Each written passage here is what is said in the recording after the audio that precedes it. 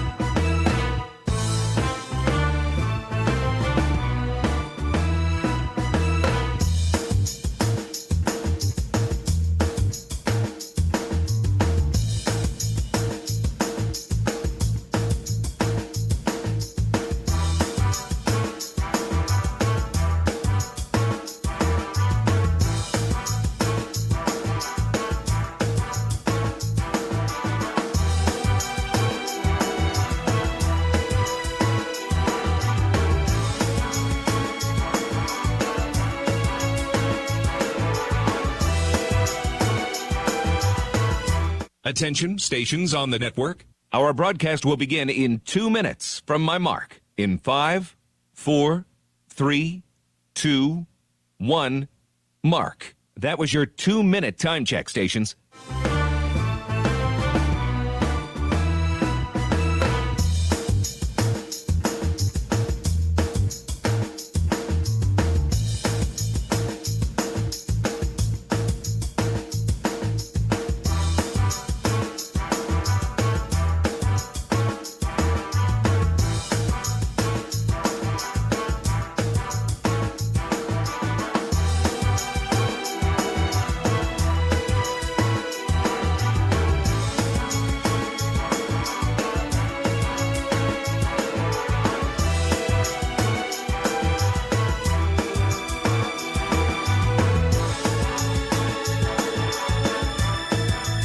Attention, stations on the network. Our broadcast will begin in 1 minute from my mark. In 5, 4, 3, 2, 1, mark. That was your 1-minute time check, stations.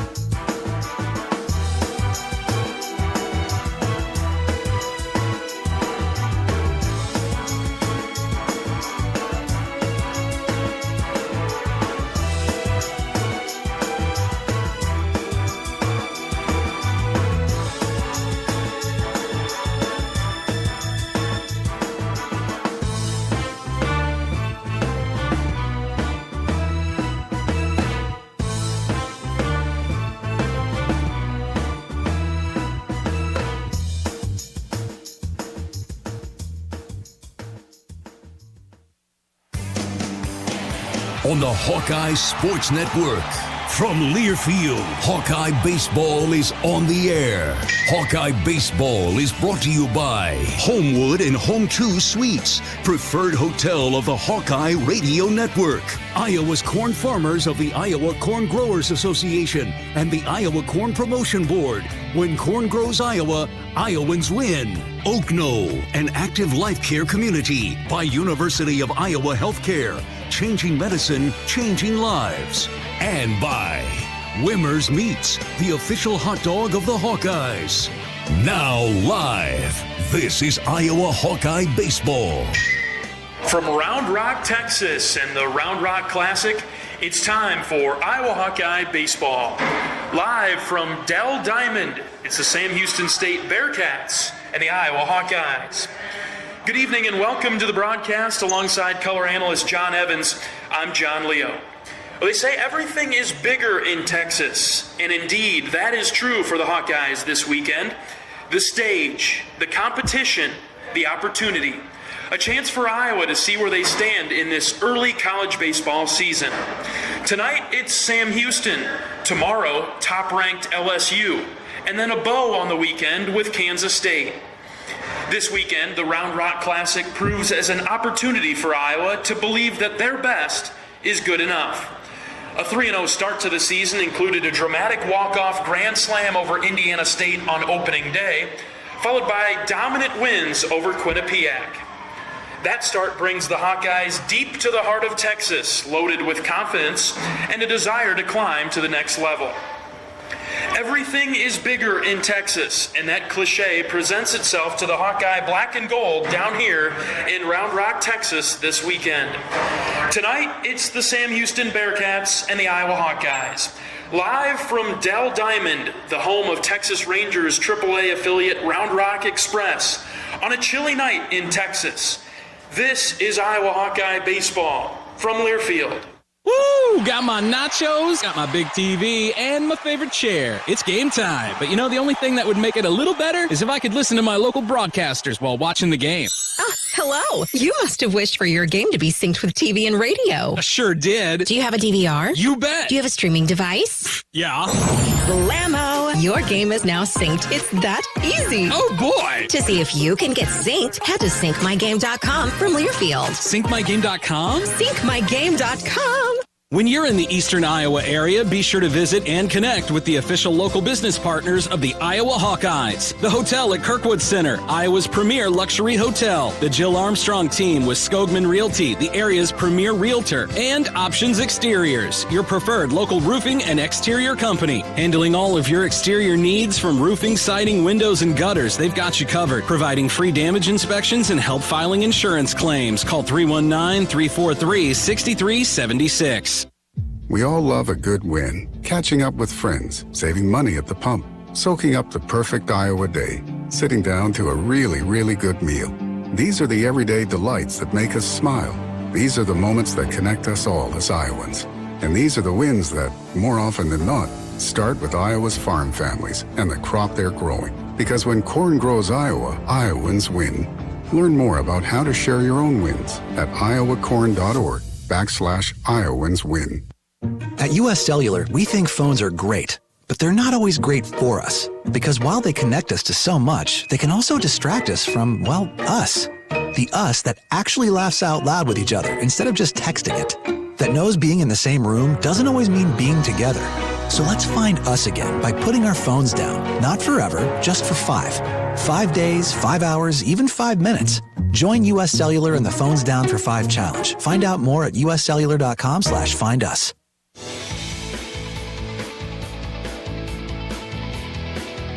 Welcome back to pregame coverage of Iowa Hawkeye baseball today. This evening, the Hawks are at the Round Rock Classic. Game number 1 of the weekend, taking on Sam Houston. We're joined now by pitching coach in his first year, Sean McGrath. Coach McGrath, thanks for coming on. Thanks for having me. All right, let's get into your background a little bit. You most recently were with the Mariners in their pro ball system. Tell us about that a little bit. It was a great experience. I was around a lot of really smart baseball people and obviously a whole lot of talent on the field. In those 3 years, I grew a ton as a coach and learned a little bit about what it means to, I guess what it looks like at the next level. And so when I'm preparing guys now here at Iowa, I kind of know what it looks like. I know what it feels like. And so I could prepare those guys for the tasks and challenges that are ahead for them, I guess. Off to a pretty good start. When you saw that maybe the Iowa job was open or somebody maybe put a word in for you, do you have a connection with Coach Heller beforehand, or how'd you wind up here at Iowa? It's funny, I didn't have any connection to Coach Heller, but I followed him on Twitter for 8-9 years. Everyone kind of knows about Coach Heller within the industry, and my connection was actually with Robin Lund. We met in 2018 or 2019 up in Toronto, and stayed in touch.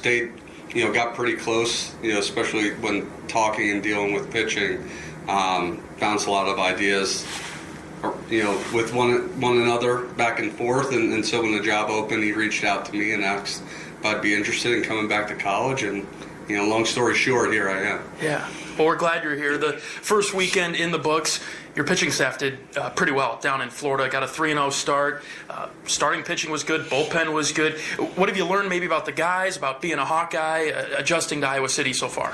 Iowa City's great, and the university, the athletic department are incredible. They're awesome. The resources were provided to be able to support our players and making them the best version of themselves is second to none, truly. And the staff here, man, the pitching staff is really talented. Ton of fun to be around. They bring a level of energy and excitement to the field each and every day that make you want to be a really great coach.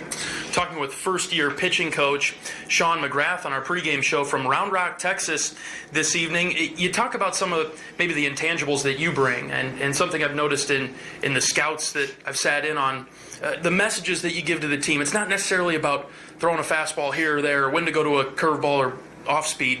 It's more about the breathing and the being intentional. Talk about maybe your approach in that regard. Yeah, I think, especially in college when I'm calling the majority, if not all, of the pitches, it's less about the game plan and more about providing and giving guys, the tools that are necessary to survive and commit pitch to pitch. And so a lot of the messaging will kind of always circle back to that, right? Like, how can we get committed to this single pitch, this single focus, go and get it, as opposed to, giving them a little bit too much information that might not necessarily be pertinent, especially with me calling pitches. It's better to give an overview of an opponent's offensive approach and then, hit on some things that might be a little bit more actionable in game for them. Certainly resonates with young people on the college level. Have to imagine one person in particular, Brody Brecht. I mean, he gave you a lot of credit recently regarding maybe the breathing or the mental side of pitching, which has really helped him a lot, and we saw that last weekend. Yeah, Brody's been great, and whenever you have young guys who are dealing with tons of different variables, one within the baseball field and the baseball realm, but class and socially, all these things that they're combating and dealing with on the day-to-day, to be able to give clear and concise messaging as to what it means to have some level of peak performance and be the best version of themselves is a lot of my job, I believe. One of the things I noticed today in the scout, you had a nice maybe contrast or a battle, challenge versus threat. And with this weekend, the competition certainly ramped up. Describe that for us, that challenge versus threat mindset. Yeah, it's essentially right, like the challenge mindset and the threat mindset, it's a choice. It's a choice we can make each and every pitch. It's a choice we could make each and every batter that comes up there, right? And there are physiological changes that happen, based on your choice. But with that being said, it's about, observing and, your perspective being that this is a challenge. This is, I'm going to play to win here. I'm going to do what I need to do to be successful, as opposed to viewing it as a threat where maybe, you're playing not to lose, you're playing scared. So just wanted to highlight that for the guys and get them to a point where they can, they can go and understand that, nothing is a threat, right? It's all a challenge. It's all exciting. You are prepared for these moments. Go out and make one pitch at a time. Yeah, a positive outlook rather than a negative one. The positive is the challenge side of things. That's right. Talking with Coach Sean McGrath, pitching coach for the Hawkeyes, on our pregame show from Round Rock, Texas. All right, we're going to go with Ty tonight. He's going to toe the rubber for the black and gold. What have you seen from Ty after his solid first outing last week? Ty's, as good at preparing each and every week as anyone I've been around, and he's poised, he's under control, he understands what it means to, execute a game plan. And, he pitched last week, he pitched fairly well, and that was without a slider. Really didn't have it going all that much last week, and so we're excited for him. He made some adjustments during this midweek to have a little bit better feel, a little bit better consistency, control with that pitch. So, I'm expecting really awesome things tonight. What do you see from the Sam Houston lineup? How are we going to attack them tonight? It's a really balanced approach. It's a lineup that has some length. They're capable of doing some really good things. I think, though, if we pitch to our capabilities, we'll be just fine. All right, Coach. Thanks for your time. Thank you. All right, there you have it. First-year pitching coach for the Hawkeyes, Sean McGrath, on our pregame show from Round Rock, Texas. Coming up right after this, we'll talk with the head Hawkeye, Coach Rick Heller, as he joins us on the Hawkeye Radio Network, coming up right after this. This is Iowa Hawkeye Baseball from Learfield. Ooh, got my nachos, got my big TV, and my favorite chair. It's game time. But the only thing that would make it a little better is if I could listen to my local broadcasters while watching the game. Hello. You must have wished for your game to be synced with TV and radio. I sure did. Do you have a DVR? You bet. Do you have a streaming device? Yeah. Blammo! Your game is now synced. It's that easy. Oh, boy. To see if you can get synced, head to syncmygame.com from Learfield. Syncmygame.com? Syncmygame.com. At US Cellular, we think phones are great, but they're not always great for us. Because while they connect us to so much, they can also distract us from, us. The us that actually laughs out loud with each other instead of just texting it.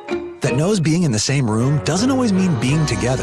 So let's find us again by putting our phones down. Not forever, just for 5. 5 days, 5 hours, even 5 minutes. Join US Cellular in the Phones Down for 5 challenge. Find out more at uscellular.com/findus. After a cancer diagnosis, it's natural to want to start treatment right away. But first, get a second opinion from a team that specializes in your cancer. I'm Dr. George Weiner, Director of University of Iowa Holden Comprehensive Cancer Center. Before you start treatment, you deserve to be confident you have the right diagnosis and know every option available to you. So whether it's with us or somewhere else, get a second opinion. It can change your care and your life. Hey everyone, I'm Mark Wahlberg, and I have some exciting news to share. At Wahlburgers, we are all about bringing the family together to enjoy a great meal and have a great time. That's why right now, for a limited time, kids eat free every day at all Hy-Vee Wahlburger locations. Kids 12 and under can enjoy one free kids meal with any purchase of an adult burger, sandwich, or entree salad. Bring the family to Wahlburgers and the Wahlburgers and Hy-Vee stores, where right now, kids can eat free.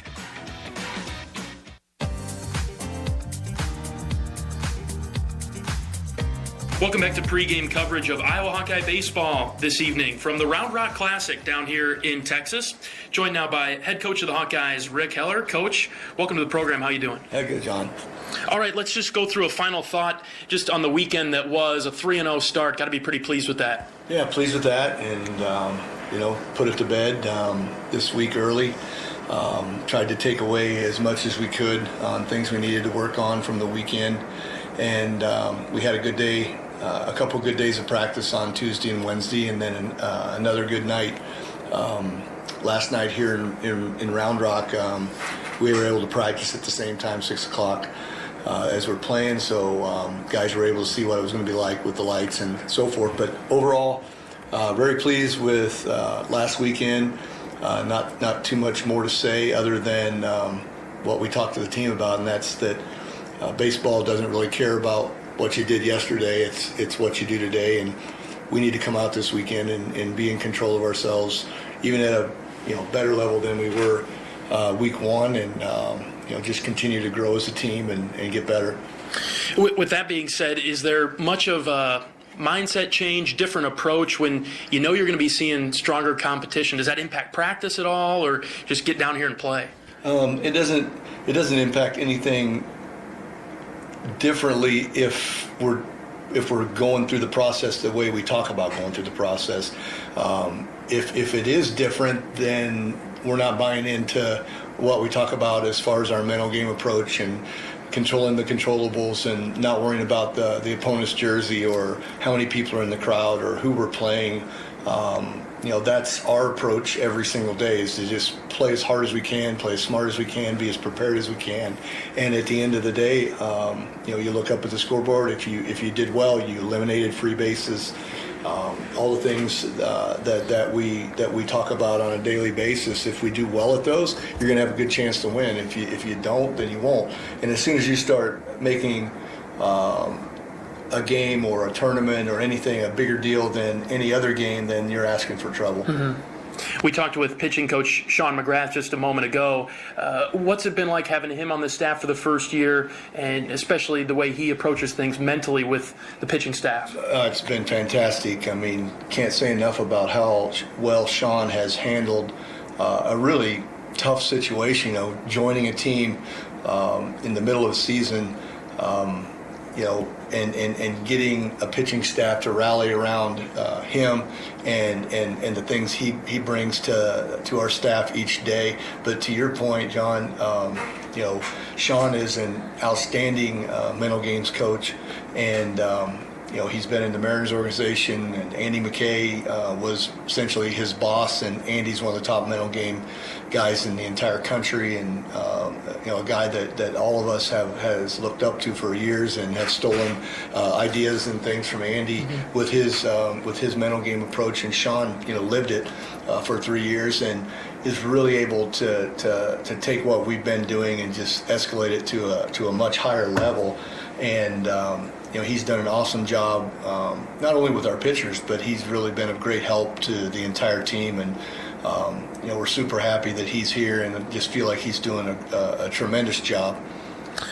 Talking with head coach of the Hawkeyes, Rick Heller, ahead of tonight's game with Sam Houston. Coach, as we turn our attention to the focus of tonight's game, maybe a couple of Hawkeyes to watch out for that you expect to have a nice performance tonight. Well, it always starts with your starting pitcher, and Ty Langenberg had a quality start in his first outing against Indiana State. Went 5 innings, and I felt like Ty was good and battled, but I've seen Ty better and know he's capable of pitching better than he did on Friday. Was really proud of him because he was struggling to throw his slider for a strike, and really didn't have that pitch the entire game, and to be able to figure out a way with just his fastball and changeup to give us a chance to win. It shows you the reason why he's pitching for us on Friday night. And I think my gut tells me there's a good chance we're going to see a better Ty Langenberg tonight on the mound, and then it starts after that. It goes to defense, and the pitcher. The pitchers and the position players limiting free bases is a big key to winning.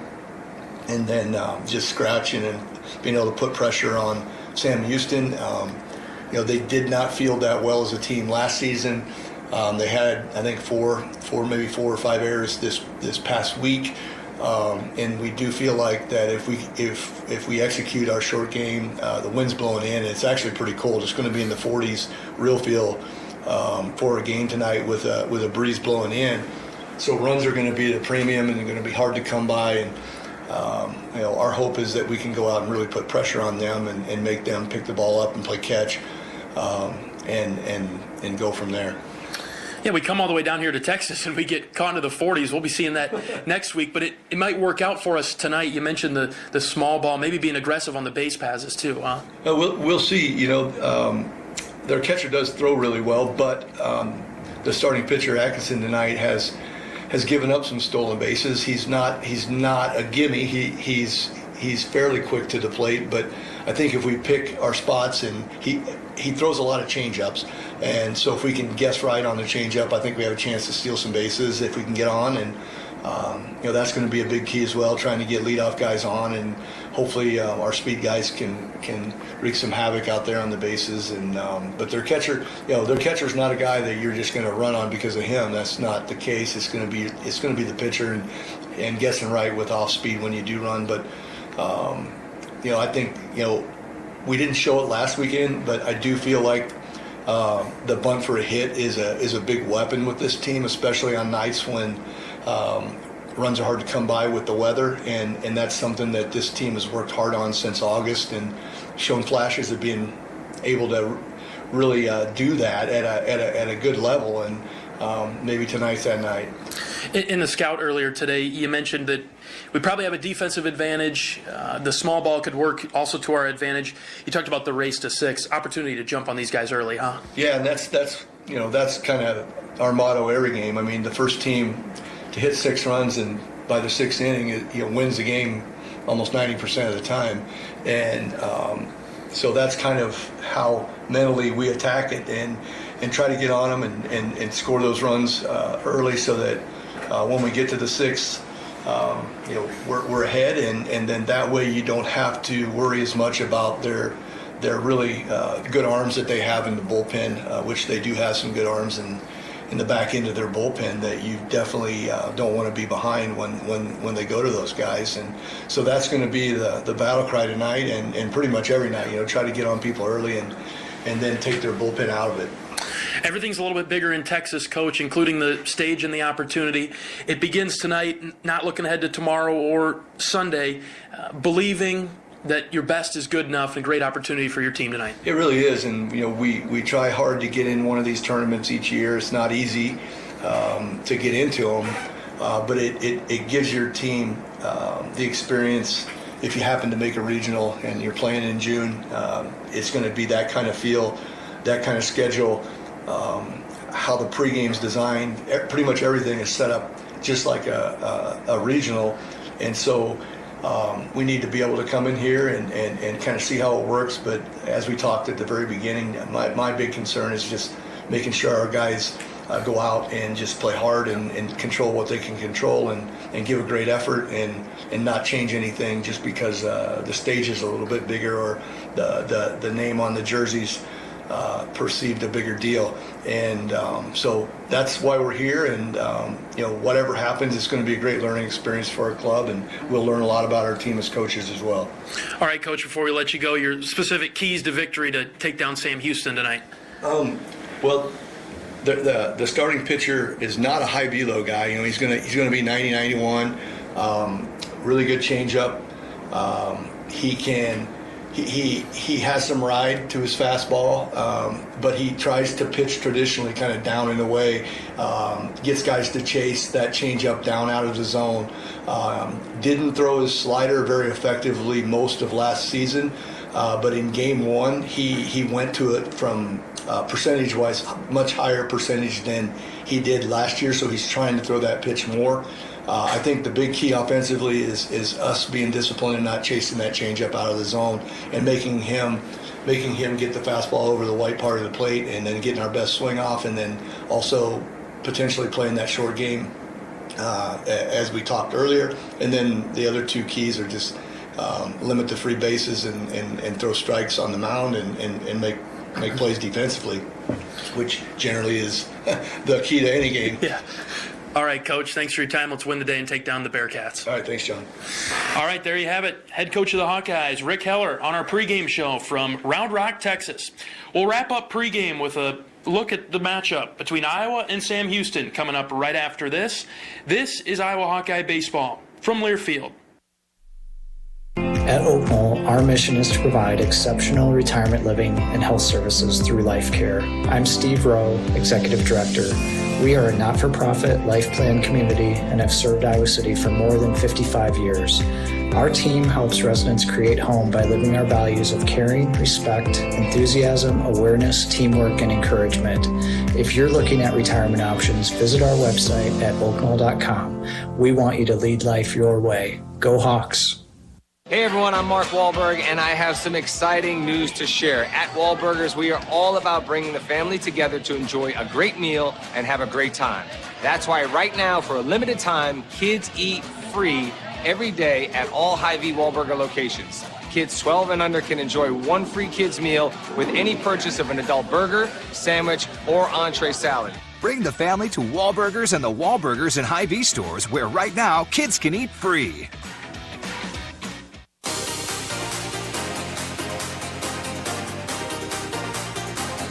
Welcome back to Dell Diamond down here in Round Rock, Texas. Iowa and Sam Houston coming up in just a few minutes. John Evans, John Leo in the broadcast booth. John, it's great to have you along with us this weekend and the rest of the way. Good to see you. Great to be back. My apologies for bringing the cold weather along. Yeah, no kidding. It's in the upper 40s right now, overcast skies in Texas. We're going to be expecting that for our midweek game on Tuesday against Loris coming up this next week. Yeah, I don't know that we needed to prepare for it, though. You know, a good 60-degree evening and then a couple 70-degree days would have been a lot more fun for us here, but we'll make do. Maybe it's a home field advantage for us with the cold. Yeah, we talked about that with Coach Heller earlier on today. We'll break down the matchup with Iowa and Sam Houston coming up in just a little bit. We're approaching the top of the hour. Let's take our station ID break. Let's pause 10 seconds for station identification. This is Iowa Hawkeye Baseball.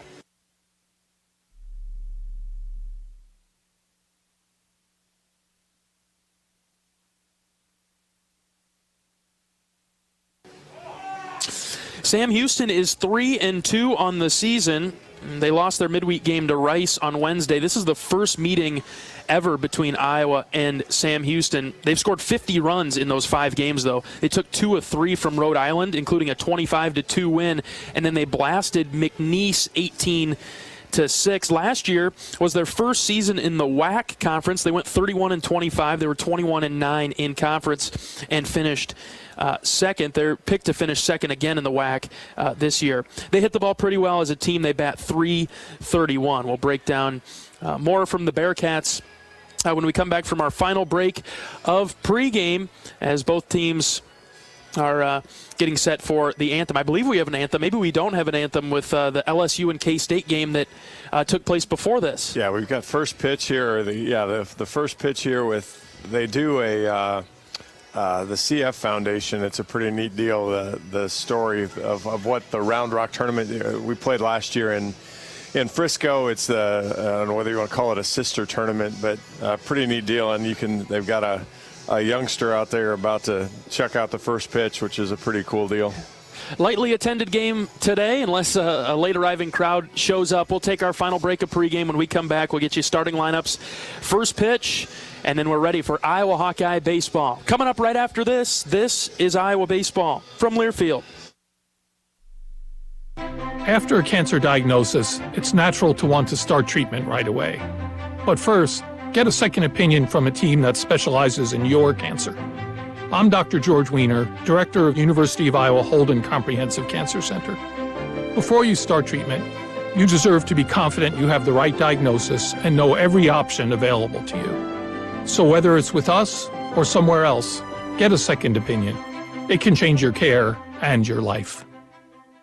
Woo! Got my nachos, got my big TV, and my favorite chair. It's game time. But you know, the only thing that would make it a little better is if I could listen to my local broadcasters while watching the game. Hello. You must have wished for your game to be synced with TV and radio. I sure did. Do you have a DVR? You bet. Do you have a streaming device? Yeah.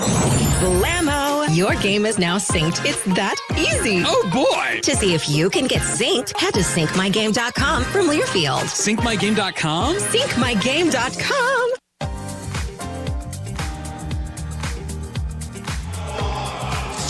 Well, the Iowa Hawkeyes have taken the field as the home team this evening, just sprinting out of their third base dugout.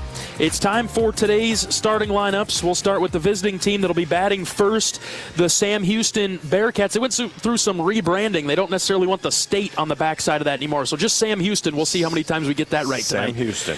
All right, they'll lead things off with Lane Brewster. He's out in left field. He'll lead things off. Justin Wischkowski bats second. Designated hitter Carlos Contreras will bat third. Walker Yannick is the catcher in the cleanup spot. Clayton Chadwick's out out and right, and he'll bat 5th for the Bearcats.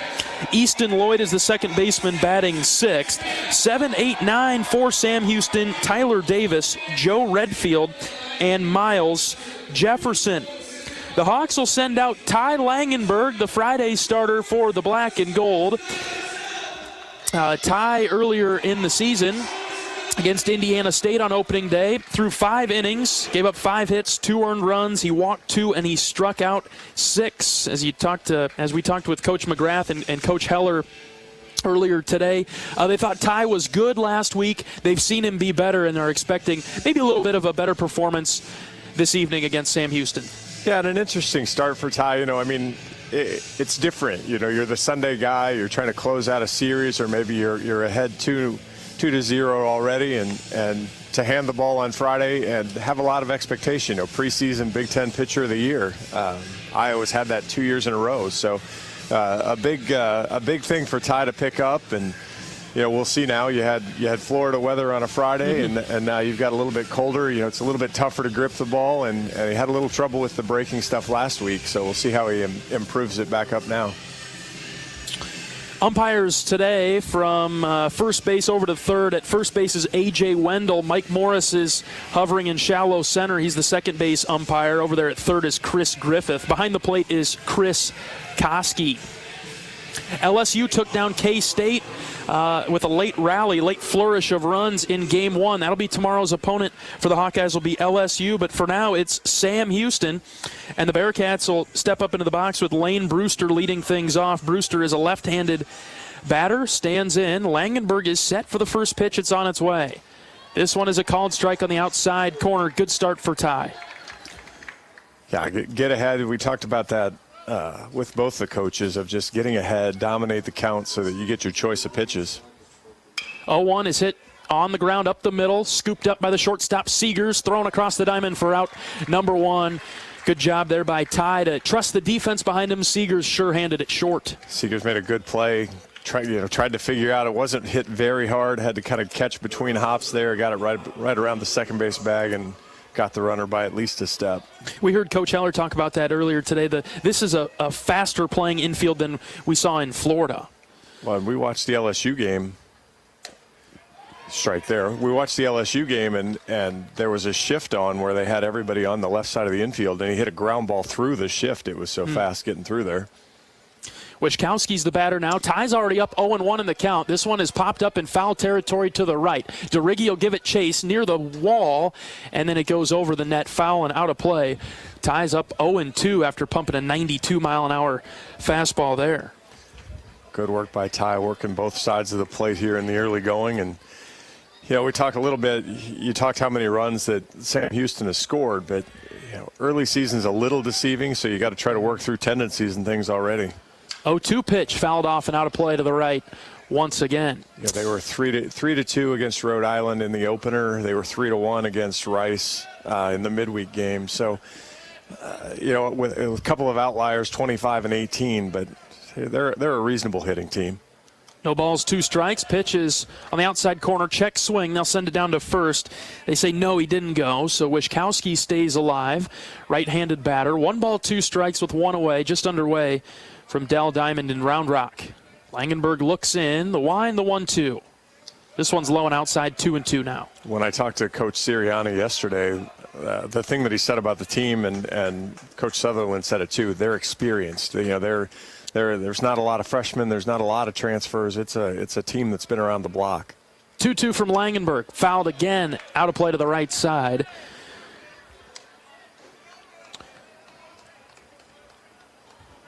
Yeah, Ty can get inside on his hands. He just hasn't got the swing and miss on him yet. Was just looking. Wischkowski is one of those seniors that you're alluding to there. 2 balls, 2 strikes with 1 away. Pitch from Langenberg. Called third strike.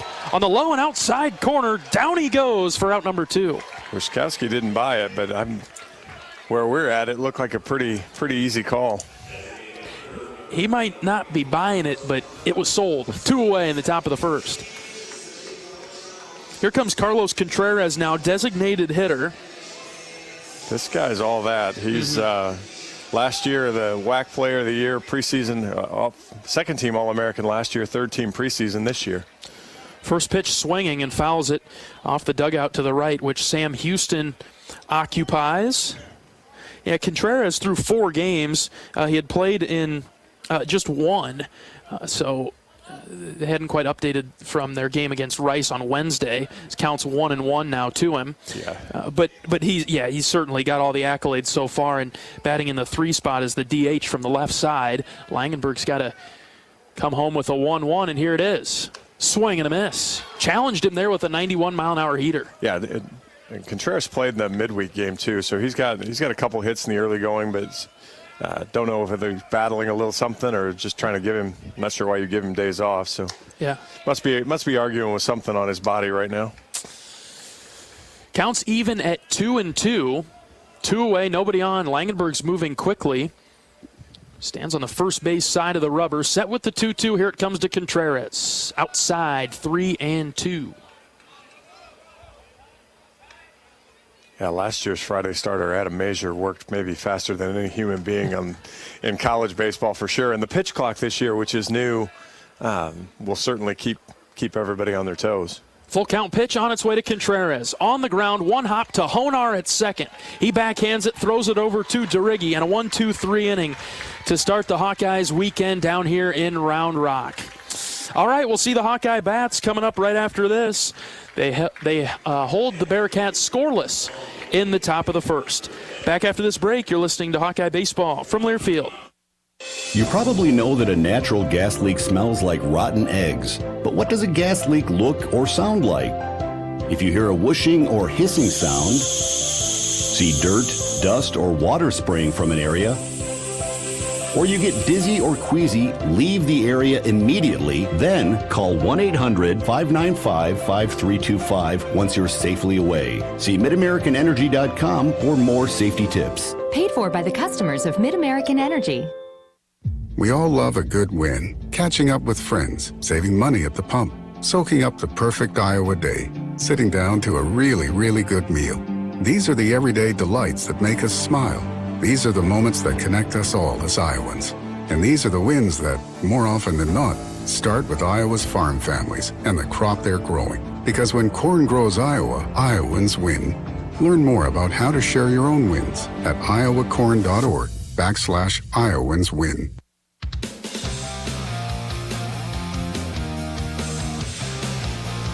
Bottom of the first inning, after Iowa sets down Sam Houston 1-2-3, look to get some runs in the early going. We heard from Coach Heller in pregame. The race to 6, you want to try to jump on the Bearcats early and put some pressure on them. Let's look at the Hawkeye batting order to start today's game. Michael Seegers in that familiar spot. He'll lead things off. The shortstop for the black and gold. Raider Tello at the hot corner at third. He will bat second. Keaton Anthony is the designated hitter, batting third. In the cleanup spot is Brennan DeRiggi, the first baseman. And out in center, batting fifth, is Kyle Huckstorf. Left fielder is Sam Peterson, batting sixth. 7, 8, 9 for the Hawkeyes. Sam Honar at second. Cade Moss is the catcher. Braden Frazier getting the start in right, and he'll bat ninth. They'll face off against Colton Atkinson. On the season, 1 start, 5 innings, gave up 4 hits, 2 earned runs. He struck out 4 and he walked 2 with an ERA of 3.60. But for his career, he's 10-1 over 28 appearances. He started 17 games with a 4.63 ERA. So early in the season, kind of the theme of things, we'll see what we get from Atkinson, how far he might go. The Hawks felt pretty comfortable with their scout on him earlier today. Yeah, he doesn't really have an arm that Iowa hasn't seen. You know, his fastball is going to be upper 80s. He probably won't touch 91, 92 in the cold here, but really has that. But his out pitch turns into the changeup. He's worked on the slider. We'll see how that pans out for him today. He is a right-handed pitcher, and he pumps a strike past Hawkeye leadoff hitter Michael Seegers. Seegers hitting .300 on the season through 3 games. And then all things aren't created equal. You know, you pitch in the WAC, you get a little bit different ERA. You know, you get hit around a little bit. You play some games maybe at a little bit of altitude or more hitters' parks, and those ERAs can get inflated a little bit. Yeah, it could skew those numbers. 1-1 is the count to Seegers. Next pitch on its way. Michael squares to bunt and then pulls it back because it's a ball low and outside. 2-1. Yeah, that would go to Atkinson's career stats. I mean, he's 10-1 with a 4.6 ERA. So something's sort of got to give there. 2-1 pitch to Seegers, fouled up in the air and out of play over to the right. It's 2-2. Sam Houston in gray uniforms with orange lettering across the chest, black numbers offset on the left rib cage. Gray pants with an orange and black stripe down the side. 2-2 is fouled off the hands. Stays at 2-2. The Hawks are in white uniforms. Hawkeyes spelled out in black across the chest. They've got the white baseball pants with the black and gold stripe down the side. Seegers has his pants pulled up just below the knees as the 2-2 is on its way. Swing and a miss. Foul tip. Out number 1 as Seegers is set down on strikes. He got a little unlucky on the 2-2 pitch right before that. Was inside, but he couldn't get the barrel out of the way. So all of a sudden now, instead of being even at 3-2, you're still 2-2, and good high fastball there. One of the things in the scout that we heard today, they really want to try to make him push that fastball down, and Michael went after one up with the letters on that one. One away in the bottom of the first. First pitch to Raider Tello is a called strike on the outside corner. Tello, right-handed hitter, and the third baseman for the Hawks. He has hit safely in each of the first 3 games for Iowa. 0-1 pitch on its way to Tello. On the ground to the left side and through for the first base hit of the day as Tello is on with one away. That's that fast infield. It looked like a little 2-3 chopper, and the third baseman really couldn't get his feet moving before it was past him. Wischkowski dove for it over there at third as he moved to his left, but Tello barreled that one up pretty good. He has a couple of errors over there, too, so I know Iowa, and when they talked about the short game, maybe putting some bunts, put some pressure on him to make him field the ball. So in that case, it was just hit a ball past him and see how it goes. Here's Keaton Anthony now, designated hitter, batting from the right side. First pitch to him on the inside corner, called strike. Anthony's having a nice season so far. Big expectation on Keaton, obviously freshman of the year last year because of the bat. Now he's going to get a chance to throw some innings too, so he'll be the latest Hawkeye dual threat. 0-1 pitch to Anthony inside, backed him way off. Ball 1. Wind has shifted a bit, not necessarily blowing in, but more left to right now on this chilly night in Texas. Go foul pole to foul pole here. That kind of fits into Keaton's wheelhouse of driving a ball out to right center field. Tello with a decent lead at first. Atkinson set with the 1-1. Keaton swings and fouls it straight back into the net. 1-2 now. Field dimensions, can't quite see the corners down in left and right, but left center 375, deep to center 407 out there. Straightaway center is 400. You have to get a hold of one tonight to take one out there. Watching the game earlier, the Kansas State guy. 1-2 pitch is swung on and missed. That was an off speed that was high in the zone. Anthony swung out of his shoes for it, but missed it. He went for that changeup up at the letters again, saw it, and easy to say up here to lay off that but boy, it looks like a saucer coming in there, and you think you're going to clobber it, and just didn't have it timed up right. Here comes Brennan DeRiggi now, the transfer from Wofford, just getting settled with the Hawkeyes. Tello's over there at first, inside the cut of the grass, not a major lead. DeRiggi, left-handed hitter, the first baseman for Iowa. Atkinson set with the first pitch to him, rises high and outside, ball 1. Another thing we talked about, we haven't really seen yet, as he's kept the ball up, is his catcher has a hard time kind of corralling balls. So anything low in the dirt could give Tello a good chance to take second base. Yeah, read that downward angle. 1-0 pitch with 2 away in the bottom of the first. This one floats outside. Atkinson a bit frustrated there. 2 balls, no strikes with 2 away in the bottom of the first. Iowa's got 1 hit. It's Tello's single. Trying to get him home. Worked some magic with 2 outs in the bottom of the first.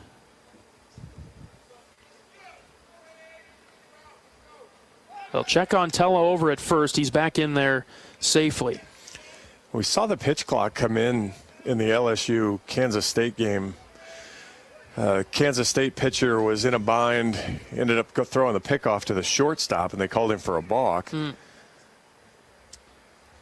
2 2-0 pitch to DeRiggi, swing and a miss, 2-1. We saw that come into play a couple of times. In fact, it ended the game. Yeah, and of course, that was the way the game ended, as the Kansas State hitter stepped out of the box and lost to the pitch count, and ended up, it was a called third strike on him because of that, and that ended the game. They didn't have the tying run on yet, but they were rallying a little bit in the ninth.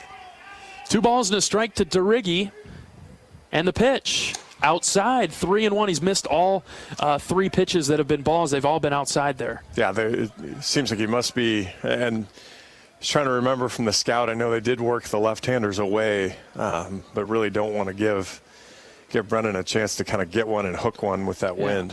3 balls and a strike. Atkinson ready. The pitch. High and outside again. Ball 4. We'll take it.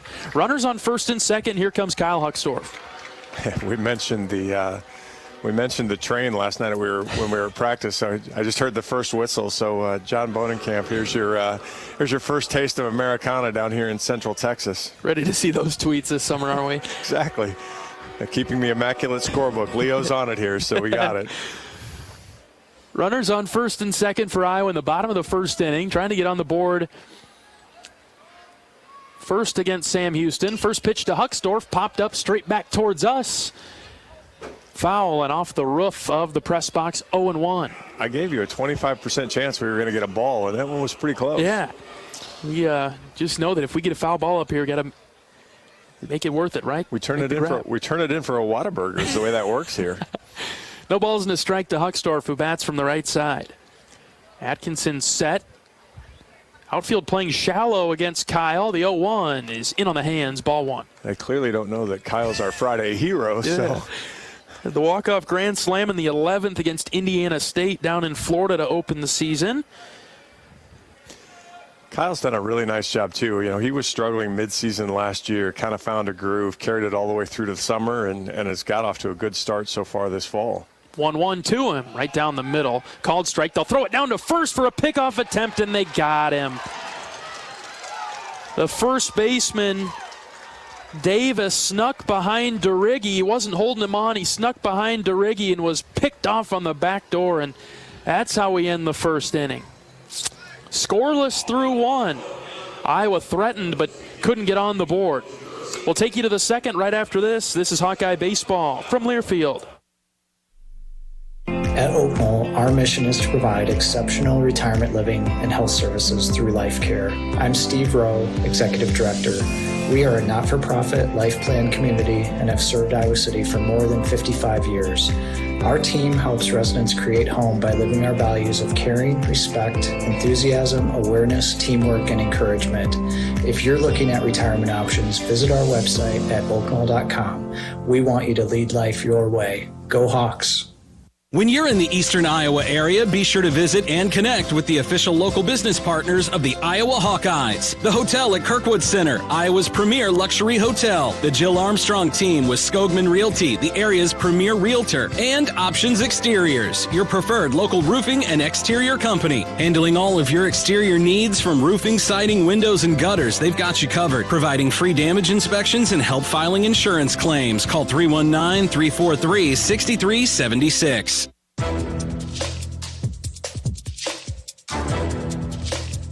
This copyrighted broadcast is an exclusive presentation of Learfield under the broadcasting rights granted by the University of Iowa. Reuse of this presentation is prohibited without the expressed written consent of the university and Learfield. Announcers are provided by Learfield and approved by the university.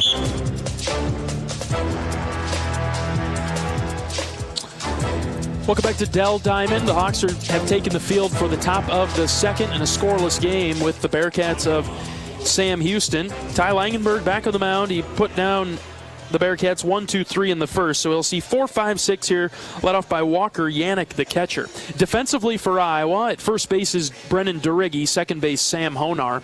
Short is Michael Seegers, third base is Raider Tello. In the outfield left to right, Sam Peterson, Kyle Huckstorf, and Braden Frazier. First pitch to Yannick is fouled out of play to the right. The battery mate of Ty Langenberg tonight is Cade Moss. He's behind the plate doing the catching. The other interesting thing there with that play, and we'll after Ty's pitch here, 0-1 is a breaking ball that misses inside, 1-1. Not saying we should have challenged that at first base or whatever, but here in the tournament we do actually have replay. So each coach gets 2 challenges. You win it, you keep it. So you got a chance to right some wrongs. Yeah, the 1-1 fouled down the right field line, 1-2, and that was a point of emphasis when the team had their meeting today. Is if you're absolutely certain that you can win the challenge, let's do it. There wasn't much of an argument on that pickoff move down at first, so didn't challenge it. 1 ball, 2 strikes to Yannick from Langenberg.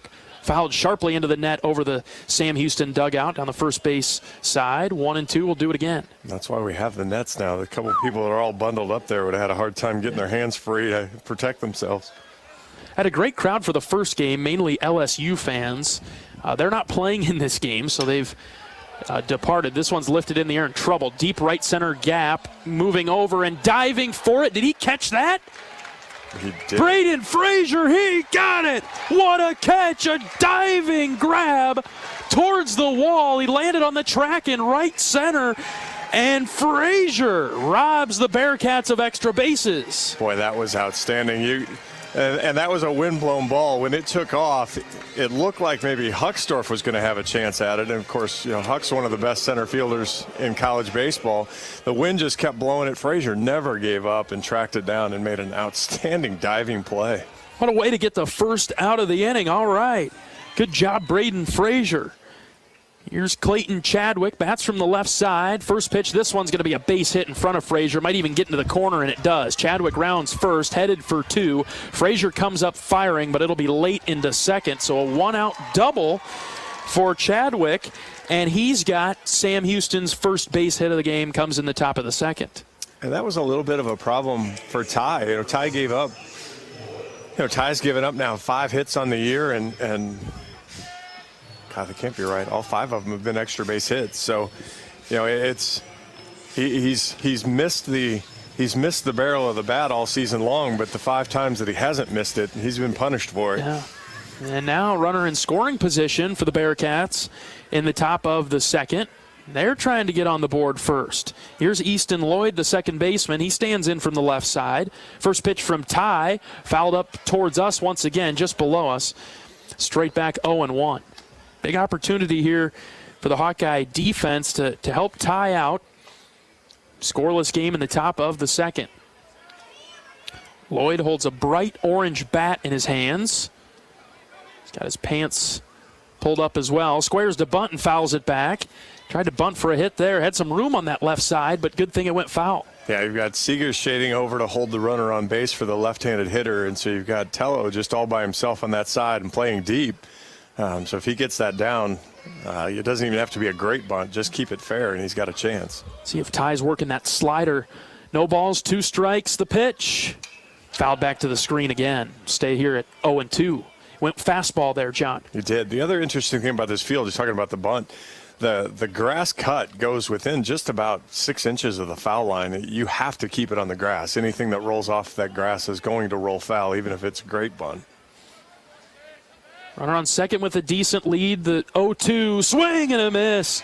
Burned the fastball by him. Lloyd didn't have a shot at that one. 91. Well, and they talked to, not only does Iowa scout the opponents, but they self-scout as well. And one of the things that they noticed was, maybe they went to the off-speed pitch quite a bit to get outs. And so that time you saw Ty stick to the fastball, was able to kind of keep him a little off balance and get it past him. Nice job there by Langenberg to get the second out of the inning. Here comes Tyler Davis, one of their best hitters. It's from the right side. First pitch from Ty is just inside on the hands for a ball. Davis is their first baseman. On the season, batting .562, early going. 9 hits and 16 at-bats. Open stance, 1-0 pitch from Langenberg, swing and a miss. Yeah, Ty working quickly again, even with the runner on base, which is good to see. A lot of times you start to maybe overthink it, and one of the things with Ty is just keep focused, do the right thing, and trust your ability. 1-1 misses low and outside. Yeah, it's hard to grip the ball when it's cold, so that maybe another reason why you're seeing maybe a few more fastballs is it's just hard to get that break and get the spin on it. And this one gets away from Moss, as it was that probably a slider looked like was outside, went off the tip of the glove. It's 3-1 to Davis. Now the runner advances to third on the backside. Yeah, almost just felt like he held on to that one a little bit too long, came kind of over the top of it and just pulled it. And Cade was more set up on the inside, and the ball got all the way into the left-handed batter's box. Now Ty will move back to the windup. 3 balls and a strike with 2 outs. The pitch, low and outside. Ball 4. Might not be the worst thing with Davis being a pretty good hitter. They sort of buried him in the bottom of the order.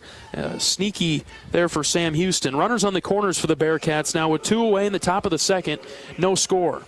Well, and you wonder how much of that, too, comes from in the early season. Is he that good of a hitter, or is he taking advantage of a couple of good matchups? Sure. And not suggesting that he didn't do what he was supposed to do, but as the competition ramps up for the season, let's see if he's how long it lasts for him. Here comes Joe Redfield. First pitch to him, right down the heart of the plate, called strike. Good job there by Ty. Runners on the corners with 2 outs. Scoreless game between Sam Houston and Iowa. Redfield is a left-handed hitter. Yeah, not as much pop here, and not quite as dangerous, but obviously you're not willing to take any deep breaths quite yet. There's 2 runners on there, need to get out of the jam. Most recent stats through 5 games is a .250 hitter. Here's one on the inside corner, called strike. 1-2 now. Redfield tried to bend his knees into that one almost, and home plate umpire, he wasn't having it. Yeah, that's the college game has changed a little bit too, where taking one for the team has a whole new meaning now. 1-2 pitch from Langenberg. Long pause. Here's the pitch. Fouled sharply into the net over the Iowa dugout this time. The left. We'll do it again at 1-2. Big spot in the game right here early. Yeah, you don't really, with it cold, you just wonder how many big innings you're going to have. So you don't want to start playing from behind early. Langenberg looks in for the sign. He's got it from Moss. 1-2 pitch. Feels it, deals it. Tapped right in front of home plate. Langenberg comes off the mound to grab it. Throws it on the run, and not in time. They'll throw it over to third now, and they've got him out at third base as DeRiggi throws it to Tello. The runner's out at third. The run will score here at home, though, for Sam Houston. They've got the lead 1-0 as we head to the bottom of the second. Maybe an opportunity for a review here. It doesn't look like the Hawks are going to pursue it as the slow roller in front of the plate and in front of the mound. Langenberg threw it on the run to DeRiggi at first, but was late. Yeah, the little bit of spin that the ball had on it took it away from him, and instead of being able to really set his feet and fire it, he kind of had a little ballerina move there to throw it and wasn't able to get enough on it. Well, they eventually get the out, but not before Sam Houston scores first. We head to the bottom of the second looking for a Hawkeye answer. Coming up right after this. Bearcats 1-0. You're listening to Hawkeye Baseball from Learfield. After a cancer diagnosis, it's natural to want to start treatment right away. But first, get a second opinion from a team that specializes in your cancer. I'm Dr. George Weiner, Director of University of Iowa Holden Comprehensive Cancer Center. Before you start treatment, you deserve to be confident you have the right diagnosis and know every option available to you. So whether it's with us or somewhere else, get a second opinion. It can change your care and your life. At Oak Knoll, our mission is to provide exceptional retirement living and health services through life care. I'm Steve Rowe, Executive Director. We are a not-for-profit life plan community and have served Iowa City for more than 55 years. Our team helps residents create home by living our values of caring, respect, enthusiasm, awareness, teamwork, and encouragement. If you're looking at retirement options, visit our website at oaknoll.com. We want you to lead life your way. Go Hawks!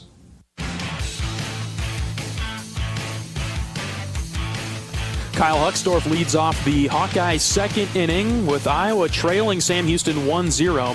Hucksdorf was in the batter's box when DeRiggi got picked off first to end the first. First pitch to Hucksdorf, lines it into right field in front of the right fielder, but he runs forward and makes the catch. 1 pitch, 1 out for the Hawks in the second, right off the end of the bat. That one probably had to hurt a little bit with it being so cold here this evening. That'll send the bees right through the fingers. And really the outfield, the Sam Houston outfield right now is showing almost no respect for any Iowa pop here. So somebody's going to have to make somebody go on a chase to back them up. We'll see if it's Sam Peterson. He watches the first pitch go by for a called strike just below the letters 0-1. Atkinson on the mound, the windup and the pitch. Same spot, maybe a little bit lower even, called strike 0-2. And Iowa doesn't have the Peyton Williams or the big guy you automatically point to for power, but a lot of guys have some pop. 0-2 pitch, check swing, it's in the dirt. Did not go around 1 and 2. I think that's one of the strengths of the Hawks this year, especially being talked about in all circles, is the aggression, the firepower, we should say, is the 1-2 is low and away. 1 through 9. Not necessarily power, but the firepower to produce and score runs. And so when that comes into its own, the Hawks will certainly be a threat. 2 balls, 2 strikes to Peterson. The pitch is inside and a called third strike. 2 away in the second. Yeah, you mentioned kind of leaning into the pitch. Sam got fooled a little bit there and almost tried to buckle his knees onto that inside corner after he got fooled. Atkinson in a groove. He's got his third strikeout of the evening. Here comes Sam Honar, left-handed hitter, the second baseman for the Hawks. First pitch to him is outside, ball 1. So this is the second left-handed hitter that Atkinson has faced. He walked the first one into Riggi, and he missed outside the whole time. He misses the first pitch outside to Honar. The second one he pumps right at the belt, called strike 1-1. Yeah, Sam just asking the question there to make sure how close it was, but it looked like it caught the inside corner. But, yeah, the first time he got busted back in. 1-1, skips in the dirt, 2-1. Yeah, I think Sam's probably asking the umpire, like you said, you're probably not going to go much further inside than that, are you, sir? 2 balls and a strike with 2 away in the bottom of the second. Sam Houston leading 1-0. Swing and a miss on an off-speed, 2-2. Yeah, so far he's really kept the Hawkeye hitters off balance with the changeup. They know it's coming. They know what the scout is. They're just having a hard time with it. This one's lifted in the air down the left field line, tailing towards foul territory, but Sam Houston's over there to make the grab. Third baseman Wischkowski reaches up in shallow left in foul territory and catches it for the third out of the inning. Hawks go 1-2-3. We're headed to the third. Sam Houston 1, Iowa 0. Back right after this. You're listening to Hawkeye Baseball from Learfield. After a cancer diagnosis, it's natural to want to start treatment right away. But first, get a second opinion from a team that specializes in your cancer. I'm Dr. George Weiner, Director of University of Iowa Holden Comprehensive Cancer Center. Before you start treatment, you deserve to be confident you have the right diagnosis and know every option available to you. So whether it's with us or somewhere else, get a second opinion. It can change your care and your life. You probably know that a natural gas leak smells like rotten eggs. But what does a gas leak look or sound like? If you hear a whooshing or hissing sound, see dirt, dust, or water spraying from an area, or you get dizzy or queasy, leave the area immediately, then call 1-800-595-5325 once you're safely away. See MidAmericanEnergy.com for more safety tips. Paid for by the customers of Mid-American Energy.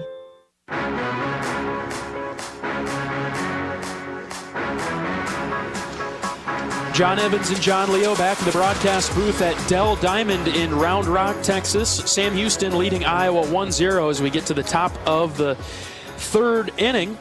Hawkeye Baseball is brought to you by Riverside Casino and Golf Resort, home of the Draft Day Sports Lounge, a luxury hotel and spa, 5 restaurants, and more, just minutes south of Iowa City.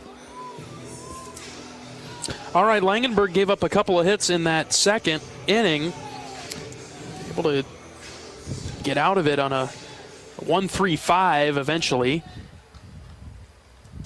Bottom of the order in Miles Jefferson. He's up first, takes the pitch for a called strike, floated in there.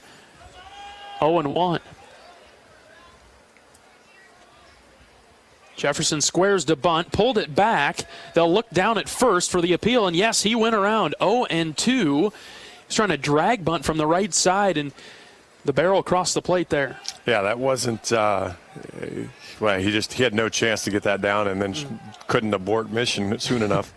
0-2 pitch off the hands, foul over to the right side, over the first base dugout. No balls, 2 strikes. Langenberg looking for another strikeout. He's got 2 this evening. Yeah, Ty just needs to settle down, get some, maybe a quick clean inning would be nice here. Another check swing. They'll send it down this time. Ooh, they say no. They say no. Jefferson was able to hold up on that one. 1 ball and 2 strikes to the 9-hitter for the Bearcats. Bright white batting gloves. That's one sign that we're early in the season, right? 1 ball, 2 strikes. The pitch. This time he went around. It bounces in the dirt. Moss will pick it up. He'll whip it down to first where DeRiggi is there with the left foot on the bag. A strikeout and a put out there. 2-3. And that was a good double up there with, Ty got him to chase the pitch before that, but the umpire said he didn't go around. Went right back to it. He was just as anxious and went ahead and couldn't hold that one up. 3rd strikeout of the game for Ty. Top of the order with Brewster. Stands in from the left side. First pitch from Ty. This one's fouled up towards us once again. You're getting close to that 25%. I don't know if you count those or not, but we've got 3 straight to us. That's 3 close ones to the 4th one we're getting here. So play the percentages, right? Exactly. No balls and a strike with 1 away in the top of the 3rd. Bearcats lead the Hawkeyes 1-0. Langenberg ready with the pitch. Here it comes. This is a fastball that misses high and outside. 1-1. We see Tello over there at 3rd. By the time he moves forward in his athletic position, he's in on the grass. Maybe Brewster looking to bunt here. The Hawks are ready for it. The 1-1 lifted in the air, foul to the right side. 1-2. Based on our conversation with you in the bus ride yesterday, you don't play percentages. Yeah. Stay away from those. I'll stay about that. Yeah. No kidding. 1 ball, 2 strikes to Brewster. Grounded out to Seegers to start the game. Langenberg ready in the pitch. Swing and a miss. Down he goes. He sprints off to first, but by that time Moss had thrown it over to 3rd. Not sure what Brewster thought. That one was right over the heart of the plate, maybe a bit outside, but 2 away here. Yeah, he was trying to sell that got in the dirt, but Cade made a good clean pick of it. And by the time Brewster turned around and looked and realized nobody was paying attention to him, he just walked back to the dugout then. Good start to the inning for Ty. He's going to get the first 2 with strikeouts. Here comes Wischkowski. First pitch to him is low and outside for a ball. 3rd baseman, he struck out back in the 1st. Sam Houston 1, Iowa 0 in the top of the 3rd. 1 ball, no strikes. 2 balls now, no strikes with 2 away. The base is empty in the Bearcat 3rd. Yeah, he's got a couple extra base hits here this season. Doesn't have the average he certainly wants, but it must have some good pop. Takes this one on the inside corner. Nice changeup there for Ty. And a hitter's count there, 2-0. He comes with a changeup on the inside corner. I think it may have fooled the Bearcat hitter. 2-1 on its way.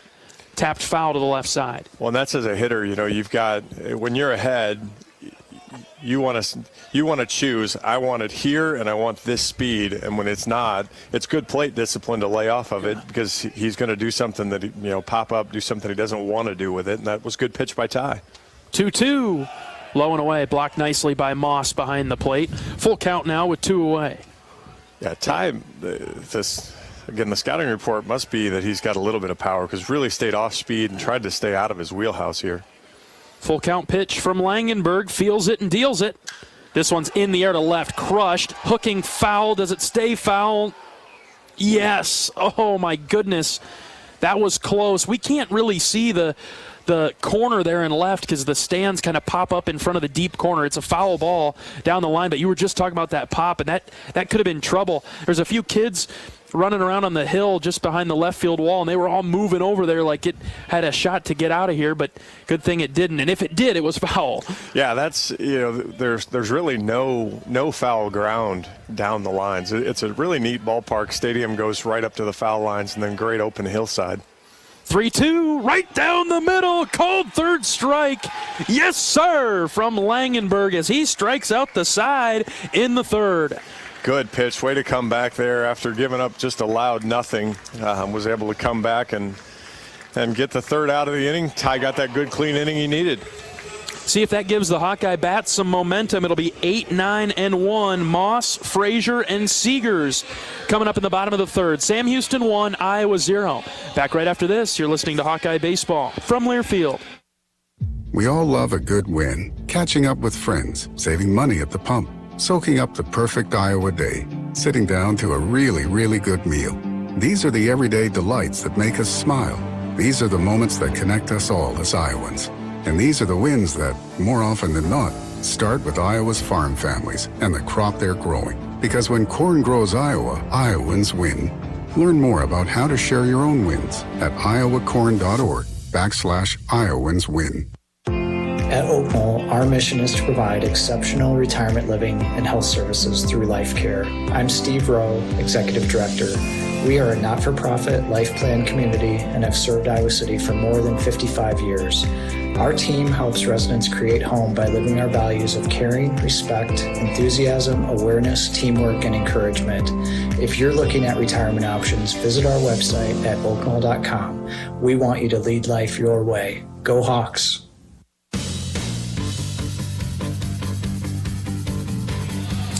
Bottom of the third inning from the Round Rock Classic down here in Texas. Sam Houston leading Iowa 1-0 after Ty Langenberg just struck out the side. He's got 5 strikeouts on the night, and we'll see 8-9-1 coming up for Iowa now. Get these bats going a little bit in this chilly weather. Yeah, need to find some offense. I mean, it's early. It's bottom of the third here, so it's not certainly not desperation time. But it'd be nice just to get a barrel on a ball here. First pitch is tapped on the ground to the left side, scooped up by the third baseman Wischkowski, and he throws it across for out number 1. Again, 1 pitch, 1 out for the Hawks to lead off the inning. And that's a little unusual. You know, you maybe forgive Huckstorf a little bit because he'd seen 2 pitches the inning before, so wasn't exactly like swinging at the first pitch for him, but certainly was for Cade there. And we'll see Braden Frazier. He's got the highlight of the day for Iowa out in the field with the diving catch. He takes the first pitch for a called strike on the inside corner. And at this point, you know, Atkinson's just at 32 pitches, so taking a couple is not a bad play here. Yeah, and Frazier's taken all the way as he lays off the outside curveball. 1 ball, 1 strike, 1 out in the bottom of the third. Atkinson ready with the pitch. Here it comes. This is in the dirt, 2-1. You know, Braden, really good hitter 2 years ago. Last year struggled with some injuries, struggled with some confidence issues. Had a great first weekend down in Florida. So good to see healthy, happy Braden back. Next pitch fouled out of play to the right. Yeah, he and Chase Mosley are kind of battling things out in right field. And Coach Heller goes with Frazier today. 2 balls, 2 strikes. 1 away in the third. Next pitch to Frazier. Outside, called third strike on the outside corner, and 2 away. Braden may beg to differ a little, but just like we mentioned in the first inning, there's only one guy whose opinion matters there. That's right, and you know that's part of the deal too. When you're going through the order the first time, you got to figure out the strike zone that's being granted to you as well. Top of the order was Seegers. He takes high and outside ball 1. You're learning, okay, what's this pitcher like? What's he like to do? You're also learning about the strike zone, and that's just a reality. That's not a criticism. That's just a reality of how at bats go. Seegers squares to bunt this time again, doesn't pull it back and misses. 1 ball, 1 strike. And Coach Sutherland talked about that too, of having the confidence to watch, to talk about, to be involved in the game, even if you're not next to bat, or talk to your teammates who had plate appearances, so you know what's going on, so that when you walk up there, you're ready. 2 balls and a strike to Seegers. Bottom of the third, Iowa down 1-0. Here's another one right down the heart of the plate called strike. It is 2-2 with 2 away. Bases are empty. Atkinson's done a nice job on the mound for the Bearcats. Seegers trying to keep the inning alive. The 2-2 in the air to right. Tailing foul towards the line, and it will hit off the net and actually into the stands. We'll do it again at 2-2. You know, we've mentioned the race to 6 a couple times, and I was trying to find it. I know in the media guide there's actually Iowa's record, and I couldn't quite dig it up, but the Bearcats do have a bullpen that I'm not sure we want to mess with. So you kind of, especially on Friday, so you'd really like to get this even and not fool around with trying to come back against their really sharp arms. 2-2 on the ground to third. Wischkowski charges it hard. Seeger's getting down the line quickly, but not in time as the throw is in time and takes care of Seegers. Well, we'll have to try to get to him in the fourth, John, as Iowa goes down 1-2-3 in the third. Fourth inning coming up. Sam Houston 1, Iowa 0. Back right after this. You're listening to Hawkeye Baseball from Learfield. Ooh, got my nachos, got my big TV, and my favorite chair. It's game time. But you know, the only thing that would make it a little better is if I could listen to my local broadcasters while watching the game. Ah, hello. You must have wished for your game to be synced with TV and radio. I sure did. Do you have a DVR? You bet. Do you have a streaming device? Yeah. Blammo! Your game is now synced. It's that easy. Oh, boy. To see if you can get synced, head to syncmygame.com from Learfield. Syncmygame.com? Syncmygame.com. At Mid-American Energy, we want to help keep you safe around power lines and electrical equipment. Always assume a power line is energized, even if it's on the ground. To avoid the risk of an accidental shock or electrocution, avoid touching a power line with anything. And when you see high voltage warnings on transformers and substations, stay away. We care about you and your safety. Get more tips at midamericanenergy.com. Paid for by the customers of Mid-American Energy.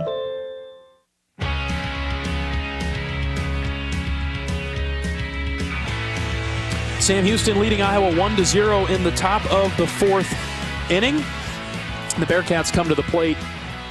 They'll send 3-4-5 into the box. You had a chance to talk with the head coach of the Bearcats earlier in the week. What did you learn from him? We talked about them being a veteran team, kind of like one of those March Madness teams from the mid-major. But what else did you learn from the Bearcats, Coach? Well, so the most important thing, Coach Sirianni's, he's an Iowa guy. He's from Indianola. The interview almost ended when I mentioned that my wife graduated from Central as Coach Sirianni.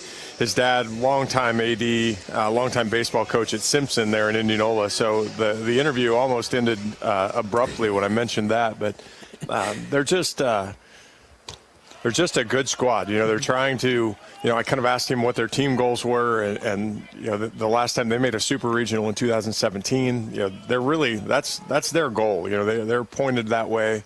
And, you know, they do it differently. You know, you look at their roster. The really funny thing about their roster this year is every player is from Texas except one. Wow. And they have one Iowa kid. The connection. Yep, exactly. 2-0 is the count to Contreras, who stepped in. He fouls this one off out of play over there to the left. 2-1. Langenberg trying to get back into the count. So how about that? All their kids are from Texas, with the exception of one, and he happens to be from Iowa. You wonder if something was in the works here, playing games in Texas. He said it. He said his dad. He said he sent his dad to do some watching for him, some scouting. Yeah. 2-1 pitch in the air, deep left center, hanging up in the wind. Peterson is there in left and makes the catch for out number one. Yeah, just barely missed that one, and you know, it kind of got him with a little bit of off speed and just barely missed the barrel there. You can see tomorrow and Sunday our games are at noon. We play top-ranked LSU tomorrow and then Kansas State on Sunday. The weather will be different for those games. It's supposed to be in the 70s. We'll have to see what the wind is like, but expect the ball maybe to have a little bit more movement off the bat tomorrow rather than how it is today. This one's clobbered into left field. This one is going to get down into the corner and off the wall, and it'll be a one-out double for Walker Yannick. And again, the Bearcats in business in the top of the fourth, leading 1-0.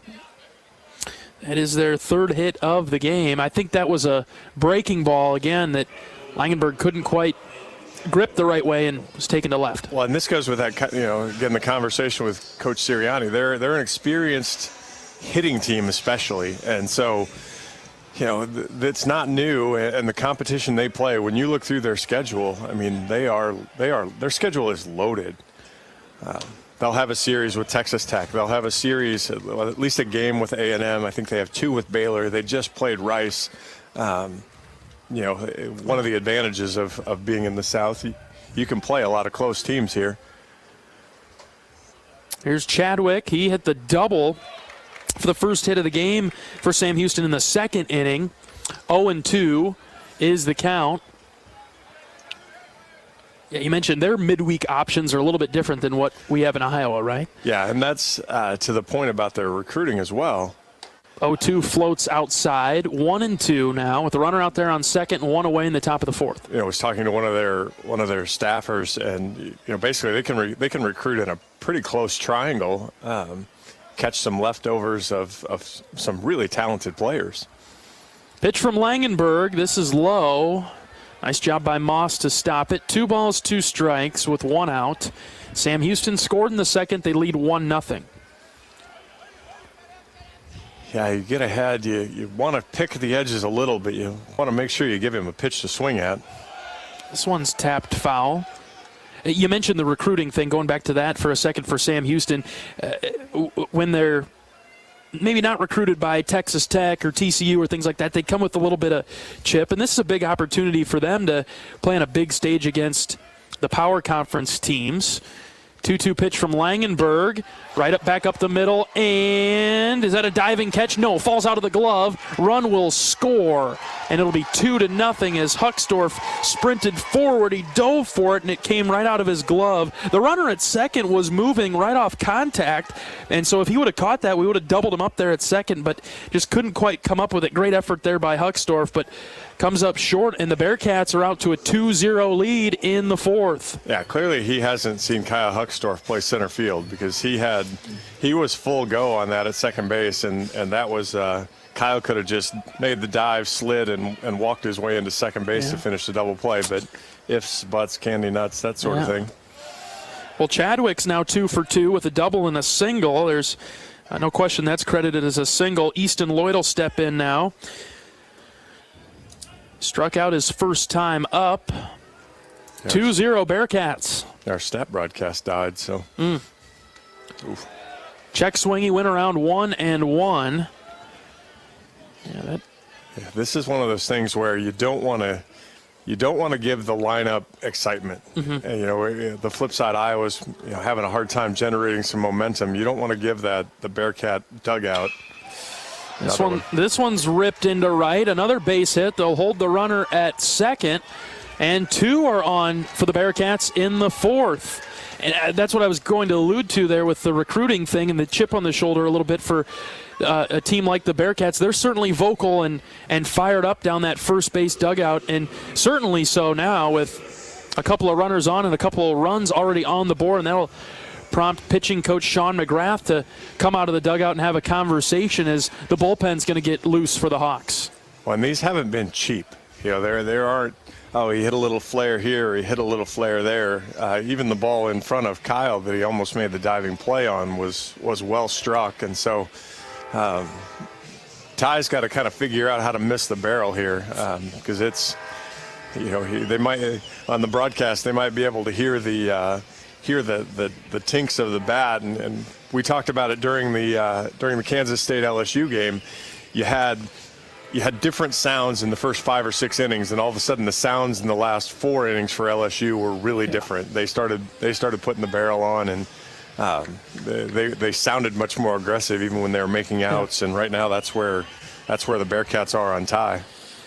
And that'll bring up Tyler Davis as the mound visit has concluded. Runners on first and second, top of the fourth. Bearcats have already pushed across 1 in the inning. They lead 2-0. Davis puts down a bunt down the first base line. This will be a sac bunt. They throw it down to DeRiggi for out number 2, advancing the runners to second and third. So good execution on both sides there. First to get the bunt down on the Sam Houston side, but good job from Cade Moss to throw it over there to DeRiggi for the second out. Well, that bunt was no joke. That was very well placed. He killed it right out in front of the sharp line cutout, and Cade had to make a really good play to hustle out there and gun it down to get him at the line, and Ty got in and covered the plate just in case. So Langenberg will go back to the windup now, and Redfield steps in, singled, an RBI single, his last time up in the second. He's got 2 runners in scoring position. Iowa trying to limit the damage to just 1. The 1-0 pitch, outside corner, called strike 1-1. I listened to, after the scout this morning, I stayed in with the coaches, and it's interesting the things you don't really think about in kind of everyday fandom. 1-1, fouled back to the padding below the screen behind home plate. 1-2, big pitch coming, but coaches were talking about how you manage your bullpen. This isn't a major league bullpen where you're going to throw a guy every day, and so it's who do you want to come in this situation if we're ahead 1, if we're down 1. It was just really interesting to listen, and we'll see how it breaks out here. The 1-2 floats outside. 2 balls, 2 strikes, 2 outs with 2 on for the Sam Houston Bearcats. In the top of the 4th, they lead the Hawks 2-0. Because we've got Simpson down warming up now. He did a great job coming into a jam last weekend and getting out of it for Ty. 2-2, slicing foul and out of play to the left side. We'll do it again. Yeah, Simpson was outstanding. Christofferson was really good too. And I talked to both of them when we rode the bus to Chicago, and Jerry just right now has a lot of confidence. Good. 2-2, breaking ball outside. Full count now. 3 balls, 2 strikes with 2 outs. Runners on second and third for Sam Houston. Miles Jefferson, he's on deck. You saw the new rule there. The umpire basically told the batter, get back in the box because the clock's going. 3-2, swing and a miss. Down he goes. Langenberg gets out of trouble with a strikeout. He does it himself there, and he limits the damage, giving up just 1 run in the inning. Bottom of the 4th, it's go time for the Hawks, trailing Sam Houston 2-0. We're back right after this. You're listening to Hawkeye Baseball from Learfield. Knowing that I can make a difference in my patients' lives keeps me motivated every single day. Hi, I'm Dr. Kanya Ferguson at University of Iowa Healthcare. With academic medicine, we see the toughest cases, so we're always innovating. And we bring the best minds together to collaborate, so there's more brain power focused on you. Because that leads to exceptional care for our patients and our community. See how at uihc.org.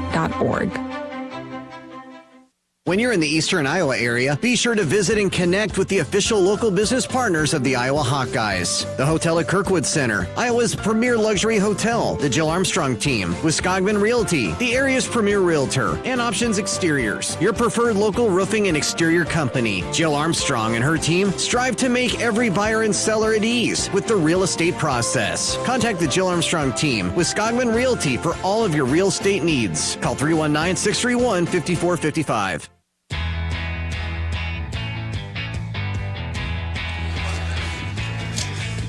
Sam Houston leading Iowa 2-0 in the bottom of the 4th inning. Hawks are coming up 2-3-4. And before we get to this bottom of the 4th, let's pause 10 seconds for station identification. This is Iowa Hawkeye Baseball.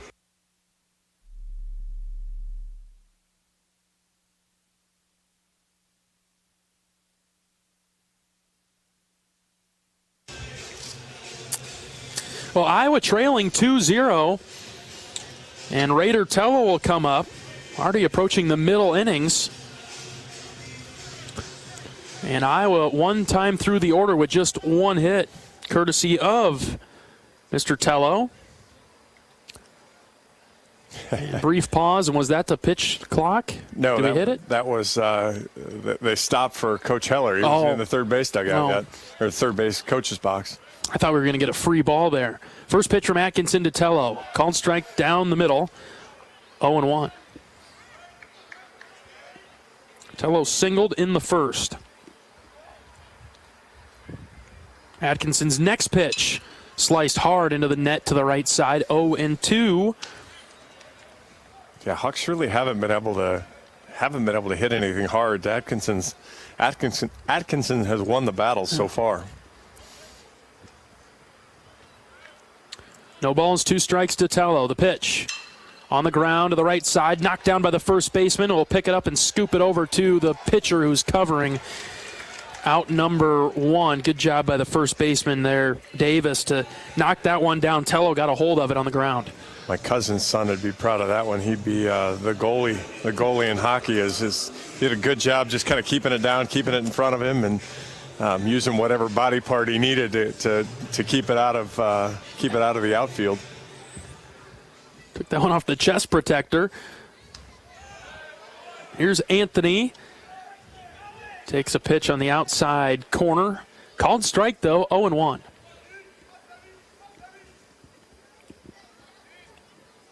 Keaton skies this one into right center field, hanging up there. Right fielder Chadwick is underneath it, and he battles the lights, stumbles a little bit, but makes the catch for out number 2. I know, when we were here last night for practice, that was one of the interesting things now. Now it's darker, so it's a little bit easier. At 6 o'clock, you had some gray clouds, gray sky, white lights. It was hard to track the ball, and it gets up in those white lights, and you got to be ready to make a play. Well, DeRiggi will try to get things going for Iowa in the bottom of the 4th, trailing 2-0. Takes the first pitch on the outside corner. 0-1. This one is fouled out of play to the left side. As a pitcher, Atkinson's done everything you have to do. Get ahead. He's got strike one repeatedly on Iowa hitters, and that just puts his whole arsenal in play. No balls and 2 strikes. This is outside. 1-2. Atkinson, again, we mentioned in his career is 10-1, 28 appearances. 1-2 pitch to DeRiggi. Fouled off the catcher's mitt. Stays at 1-2. Atkinson, in his one start this season, has thrown 5 innings, given up 4 hits, 2 earned. He struck out 4. Game against Rhode Island. 1 ball, 2 strikes, 2 outs to DeRiggi. High and outside. 2 balls, 2 strikes. Huckstorf stands on deck if Brennan can extend this inning. The power hitter stands in from the left side. The 2-2.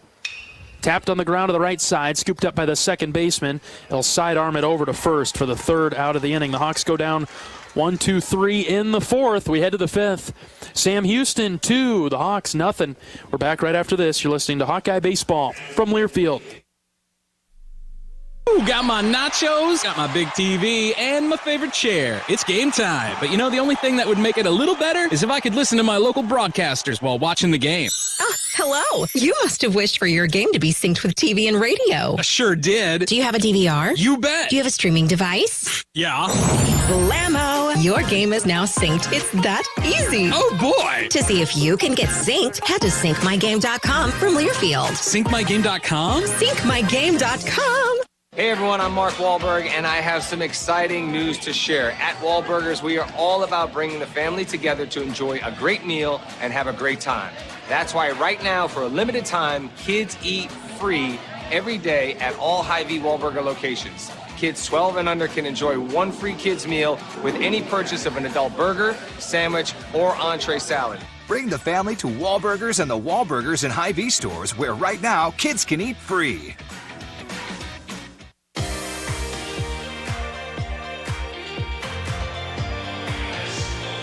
John Evans and John Leo at Dell Diamond in Round Rock, Texas at the Round Rock Classic.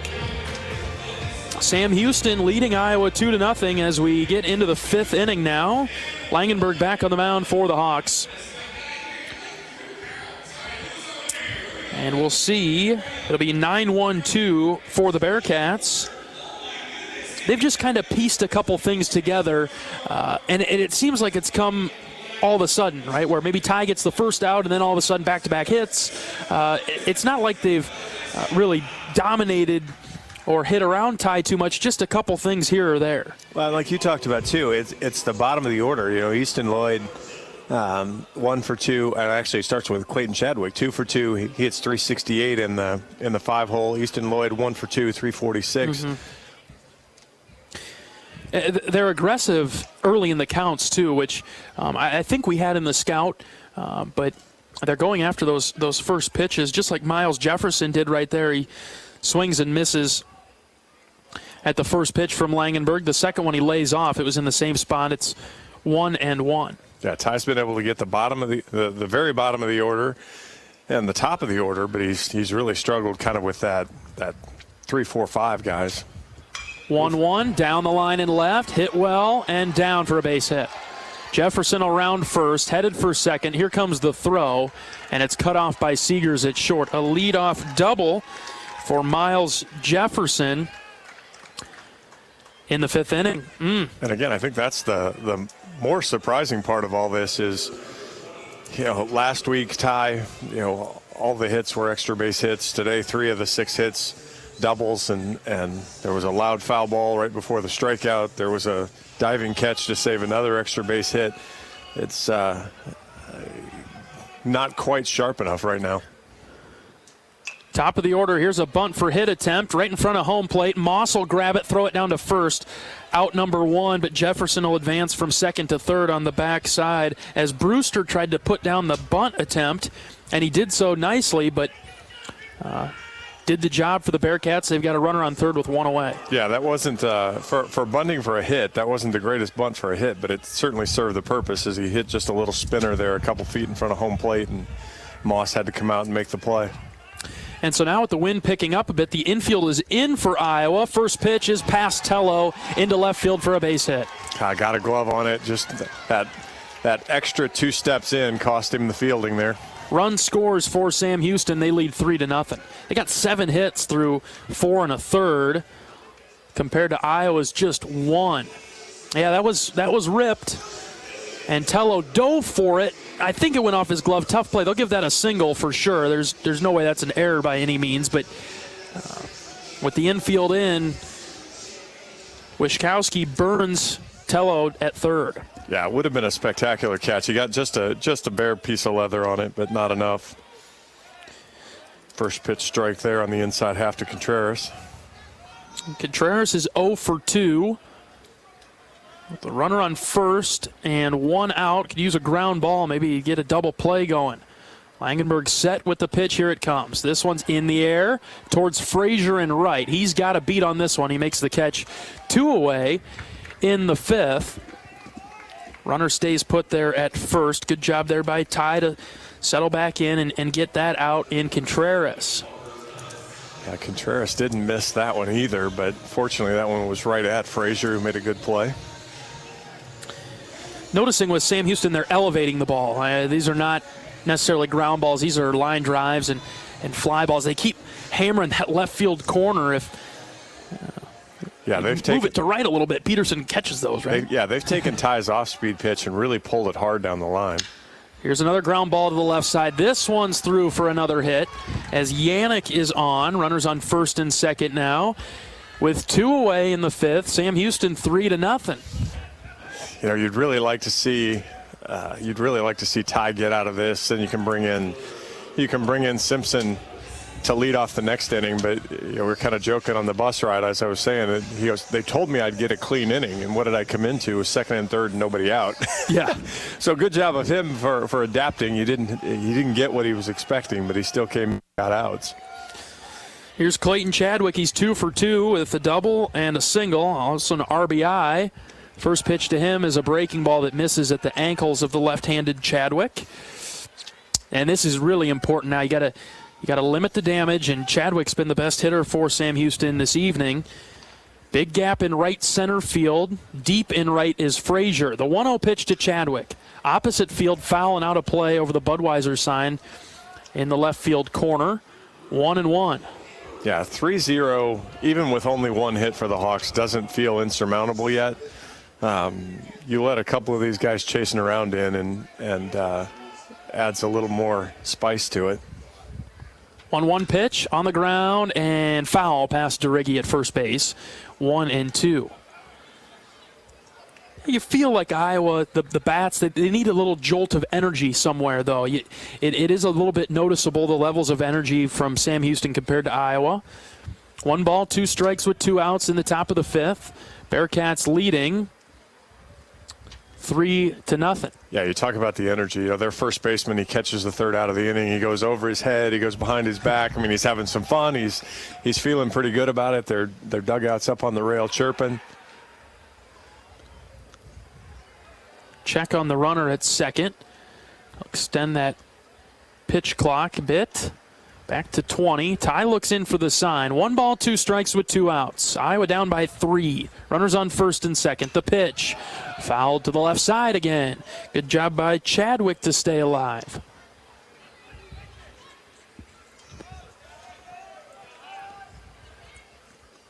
And even for Ty's future mental well-being, get yourself out of a jam again. Just buckle up here. Get out of it, hand it over to your hitters and your bullpen to bail you out today. 1-2 pitch, fouled again. This is a good battle going on between Langenberg and Chadwick. Who's going to win it? 1 ball, 2 strikes, and 2 outs in the 5th. Ty has the 6 strikeouts, but he's really had to work. I mean, there haven't been a ton of swing and misses here. They've done a really nice job fouling pitches off, kind of staying alive in at bats, and see if he can get one here. Looks in for the sign. He's got it for the 1-2. Here it comes. Just outside, 2-2. Trying to go with the backdoor breaking ball that started outside to the lefty hitter and then broke back in, but just not quite enough at the right time. 2-2. Cade tried to frame it in, just couldn't quite trick the umpire there. Next pitch on its way. High and outside, ball 3. That'll start the carousel with the bases loaded and 2 outs. Runners will be moving on the pitch. Here it comes from Langenberg. Ground ball to the right side. Honar backhands it, bobbled it, no play. Bases will be loaded. Charge that as a single. They're not going to give that an error as Honar couldn't quite come up with it moving to his right. Yeah, I would guess that would be an awfully harsh error there as he slid over to make that play.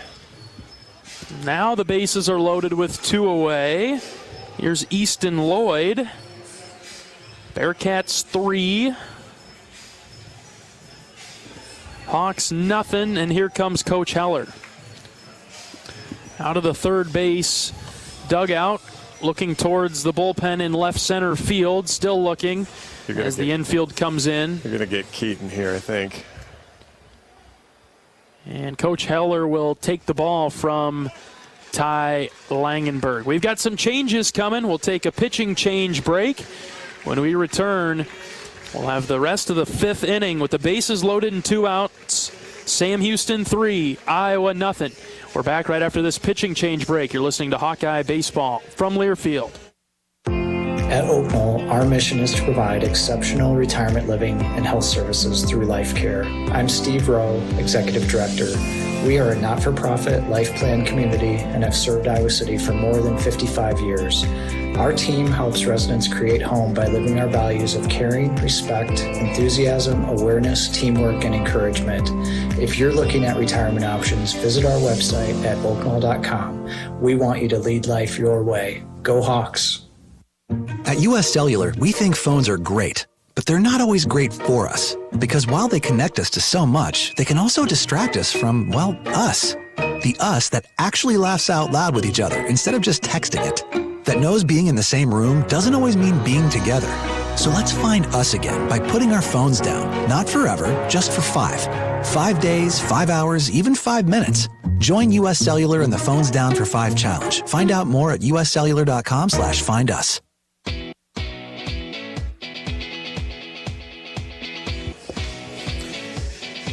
Welcome back to Dell Diamond in the broadcast booth. John Evans and John Leo. Top of the 5th inning. Sam Houston 3, Iowa nothing.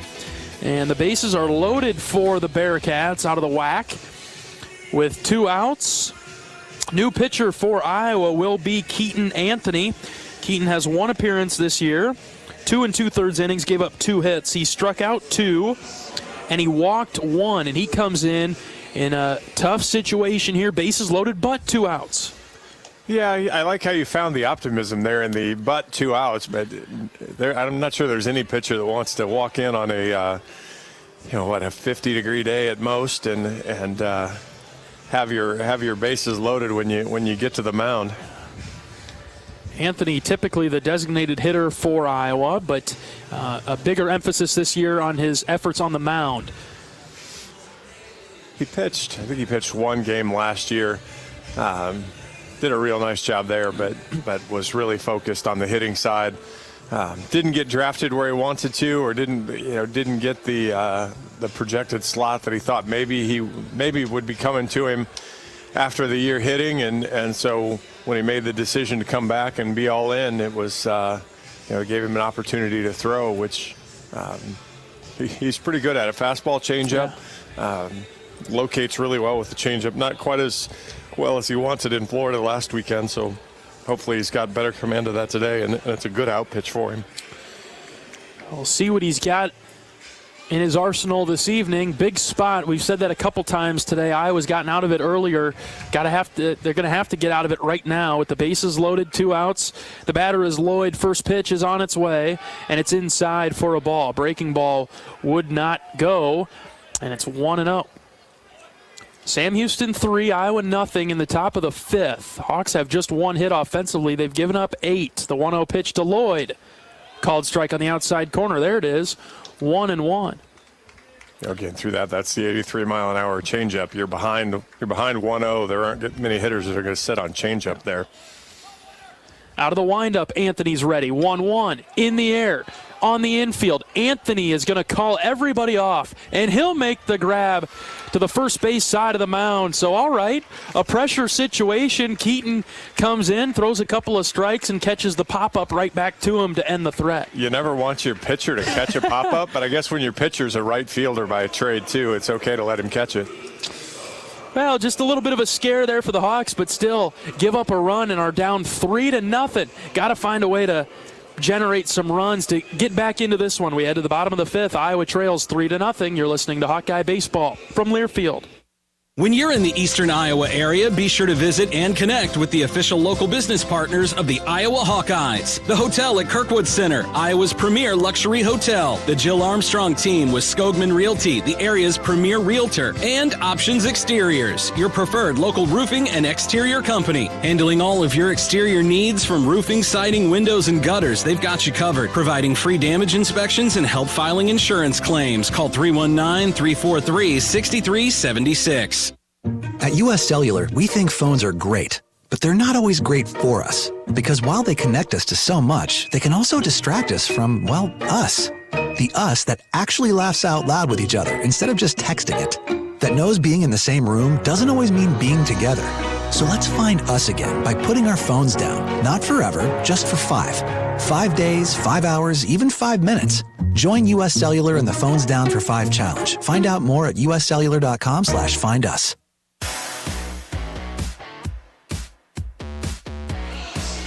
No better time than now for the Hawks to get going, trailing 3-0 against Sam Houston. Bottom of the 5th we go, and it'll be Huckstorf, Peterson, and Honar coming to the plate.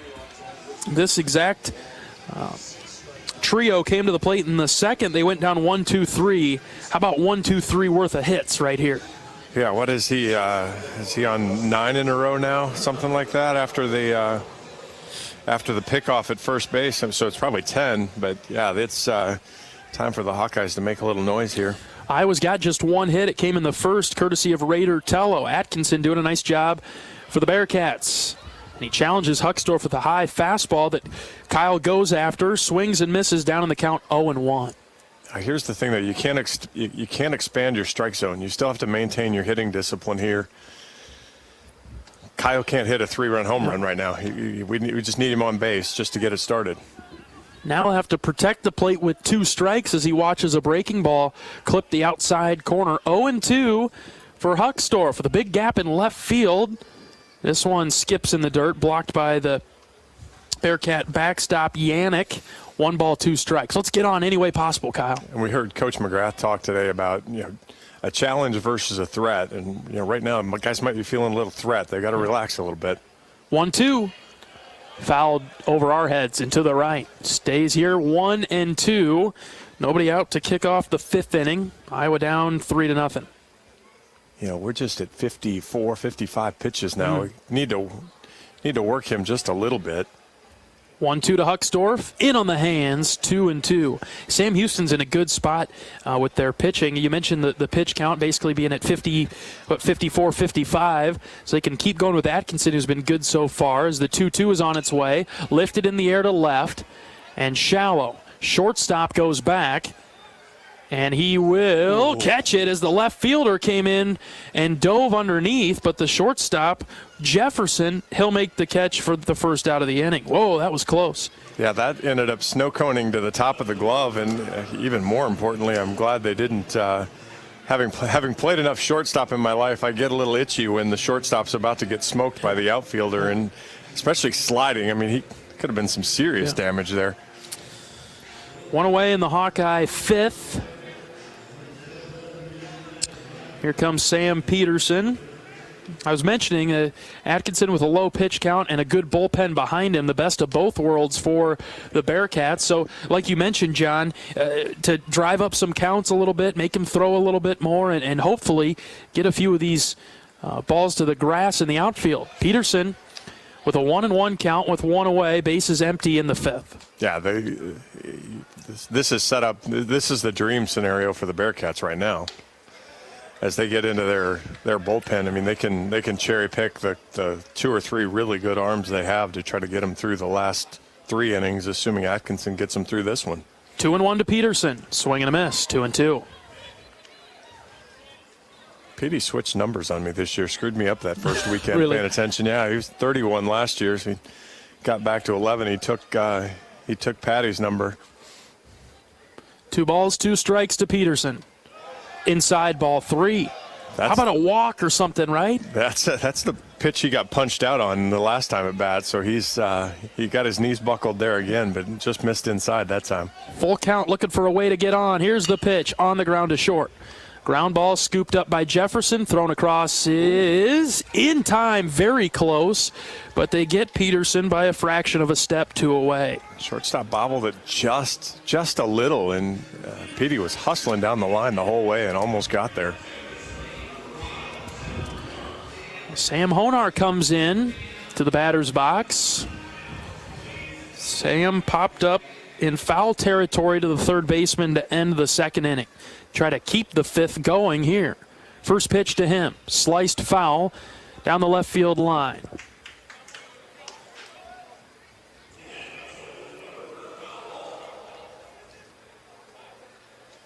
No balls and a strike with 2 outs. Nobody on for Honar. This one whizzes past the catcher all the way to the screen, across up there. Good news for the umpire was he was set up on the inside half, because if he's on the outside half, he takes that right in the chest. Yeah.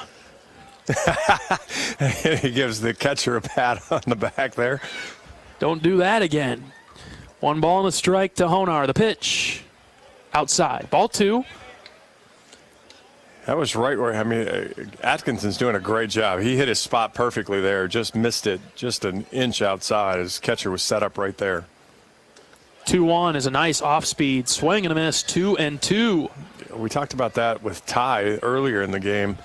You know, 2-1, hitters count, but you come back with a changeup. Really good job. 2 balls, 2 strikes, and 2 outs in the fifth. The pitch to Honar, swing and a miss. Third out of the inning as Sam goes down. Iowa scoreless, held scoreless through 5 against Sam Houston. We'll take you to the 6th. Got to hold them here, trailing the Bearcats 3-0. You're listening to Hawkeye Baseball from Learfield.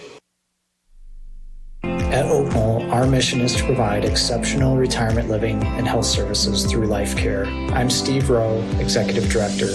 We are a not-for-profit life plan community and have served Iowa City for more than 55 years. Our team helps residents create home by living our values of caring, respect, enthusiasm, awareness, teamwork, and encouragement.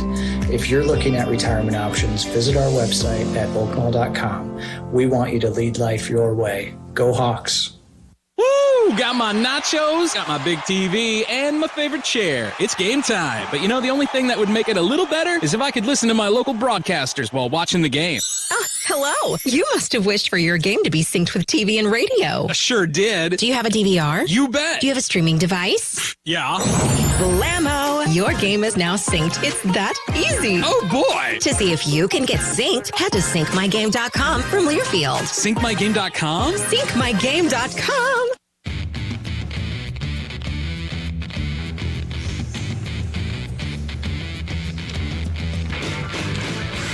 7, 8, 9 coming up for Sam Houston as we've reached the 6th inning from the Round Rock Classic, opening day of a nice 3-day event down in Texas. The Bearcats lead 3-0 over the Hawks. And Keaton Anthony's back on the mound. Got to hold him here and hope that the bats can come to life when we get to the bottom of the 6th inning. It'll be Davis, Redfield, and Jefferson. Yeah, just need a good solid inning here. Just something to build any momentum for the Hawks side. First pitch is fouled back to the screen. Davis walked and then put down a sac bunt in his 2 at-bats today. Yeah, clean, quick inning would be ideal. The 0-1 is popped up, foul to the right side, out of play, 0-2. I talked yesterday in the hotel with Keaton's parents a little bit and kind of asked, same thing I asked of Jacob Henderson last year, how does a Georgia kid get to Iowa of all places? And 0-2 is fouled into the Sam Houston dugout. Stays 0-2. And they looked around a little bit, I guess. Director of Ops Nick Ungs had some connection to the travel ball that Keaton played.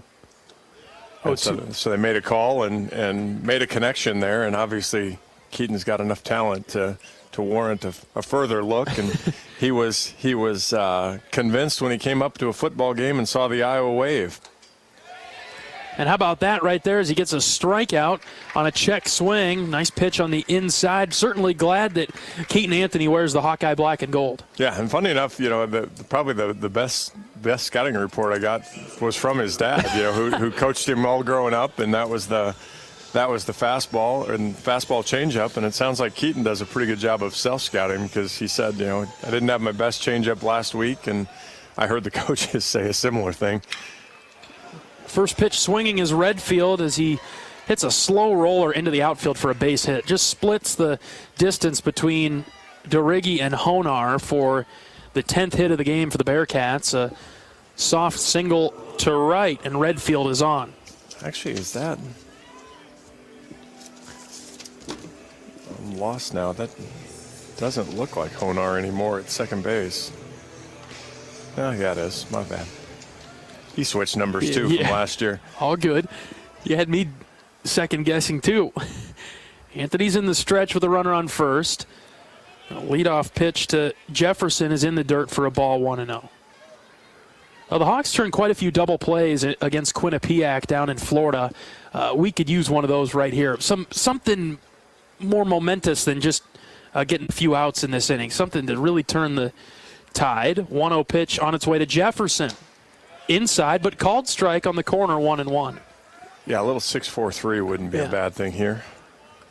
Although Jefferson's got some wheels, so it'll take, he'll have to hit it hard enough to be able to roll 2 here. Short lead at first. 1-1 pitch from Anthony. On the ground to third, and past Tello into the corner. This one's trouble. Rounding third, they're going to wave him home. The throw is coming in, but it's going to be well late as Redfield scores all the way from first on the 1-out double from Miles Jefferson. Boy, had no lead either at first. That ball, I think if you ask Tello, he's going to tell you he should have at least knocked that ball down or kept it around him. He just tried to backhand it and got past him, and obviously you skip it into the corner and it's trouble. Yeah, got into that left field corner that Sam Houston's been hammering today. They've got a run in 3 consecutive innings now. They lead 4-0. Got 11 hits this evening. Runner on second is Jefferson. Anthony comes set with the first pitch to the top of the order, Lane Brewster. He takes low, ball 1. Iowa has their work cut out for them the rest of the way. Trailing 4-0. Next pitch from Anthony. Check swing. They'll send it down. Yeah, he went around. 1-1. Yeah, this is, well, we've had to say this now a couple innings, but boy, this is, keep them on straight numbers. Don't let them get into crooked numbers here. This one's ripped foul to the right side into the seats. 1 ball, 2 strikes. Yeah, we could use a strikeout here from Keaton. Get to 2 outs as soon as we can without any advancement from that runner out there at second and Jefferson. Back-to-back doubles for him, and the last one was an RBI double. Yeah, Brewster is 0 for 2 today, but 304 on the season. Keaton misses high and away. 2-2. Yeah, important to keep him off. We saw him try to lay down a bunt, right? So he certainly got some speed. Anthony comes set with the 2-2. Quick look at the runner at second. Here it comes with 1 away. On the ground, right back to Anthony. A spinner to him. Keaton picks it up, overhands it. Ooh, almost overthrew DeRiggi over there at first. But Brennan reaches up and makes the catch. 2 away. Runner advances to third on the backside. The way that ball spun out of there, I thought it hit him in the foot. Yeah, I did too. Must not have, because I mean he didn't limp, complain. He just sprinted down the line, but sets us up here for a pretty big battle. Comes Wischkowski with a runner on third and 2 outs. Anthony will go back to the windup. First pitch to him is low and outside. Is that a called ball? Right? Really? Okay, called ball. Looked like Wischkowski was squaring to bunt. Jefferson got down the line pretty quickly. Got to be heads up here, pitcher and catcher.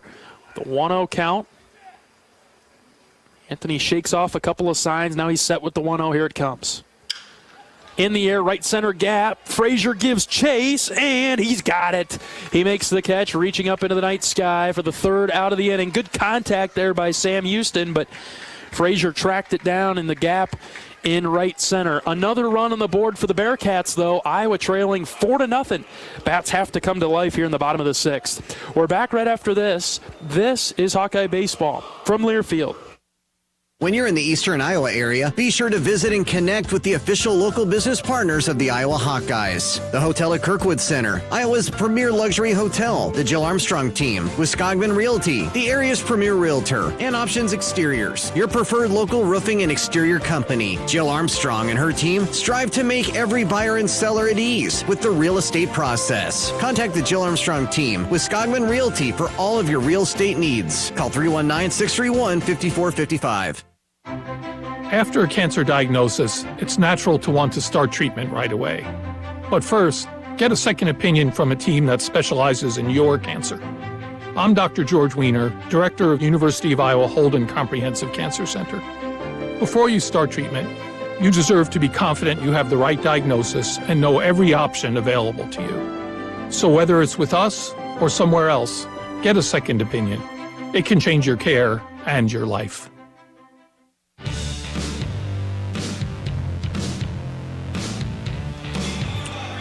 Bottom of the 6th inning, John Evans, John Leo from the broadcast booth at Dell Diamond at the Round Rock Classic. Opening game of the weekend for Iowa, but down 4-0 and only have 1 hit. And it came in the 1st inning. So Atkinson, the pitcher for Sam Houston, he's put down the last 13 Hawkeyes. John, we got to find a way to get the bats going. Yeah, Iowa had Vitello single, the DeRiggi walk, 1st and 2nd. Had 2 out in the 1st. You know, you're thinking, okay, hey, here we go. DeRiggi gets picked off first, and Iowa hasn't had a good offensive highlight since. Cade Moss will lead things off. He'll try to get things going. First pitch to him is down the heart of the plate for a called strike. Moss stands in holding a highlighter yellow bat, white batting gloves, got the gold cleats on. Need Cade to get us started here in the 6th. A 1 pitch, skips in the opposite batter's box, 1-1. Yeah, that's just pitch 73 for Atkinson. So, I mean, he's, you know, early in the year, this might be it for him, but he's been very efficient and very effective. 1-1 is low and outside, 2-1. Well, just as you start to say that, Atkinson maybe missing the zone a little bit. I am not afraid of the announcer jinx on him. Full send, 2 balls and a strike to Moss. Here it comes. In the air to left center. Left fielder coasts over. Center fielder sprinting from nearby, but it's the left fielder, Brewster, who reaches up and one-hands it for the 1st out of the 6th. Yeah, I was not going to get very far hitting fly balls to left field. The balls that Sam Houston have hit out there have been kind of hooking ropes. The high fly balls are just getting eaten up with the cold and not as much wind as there was when the game started, but there's still plenty. Braden Frazier will stand in, takes the first pitch outside, 1-0.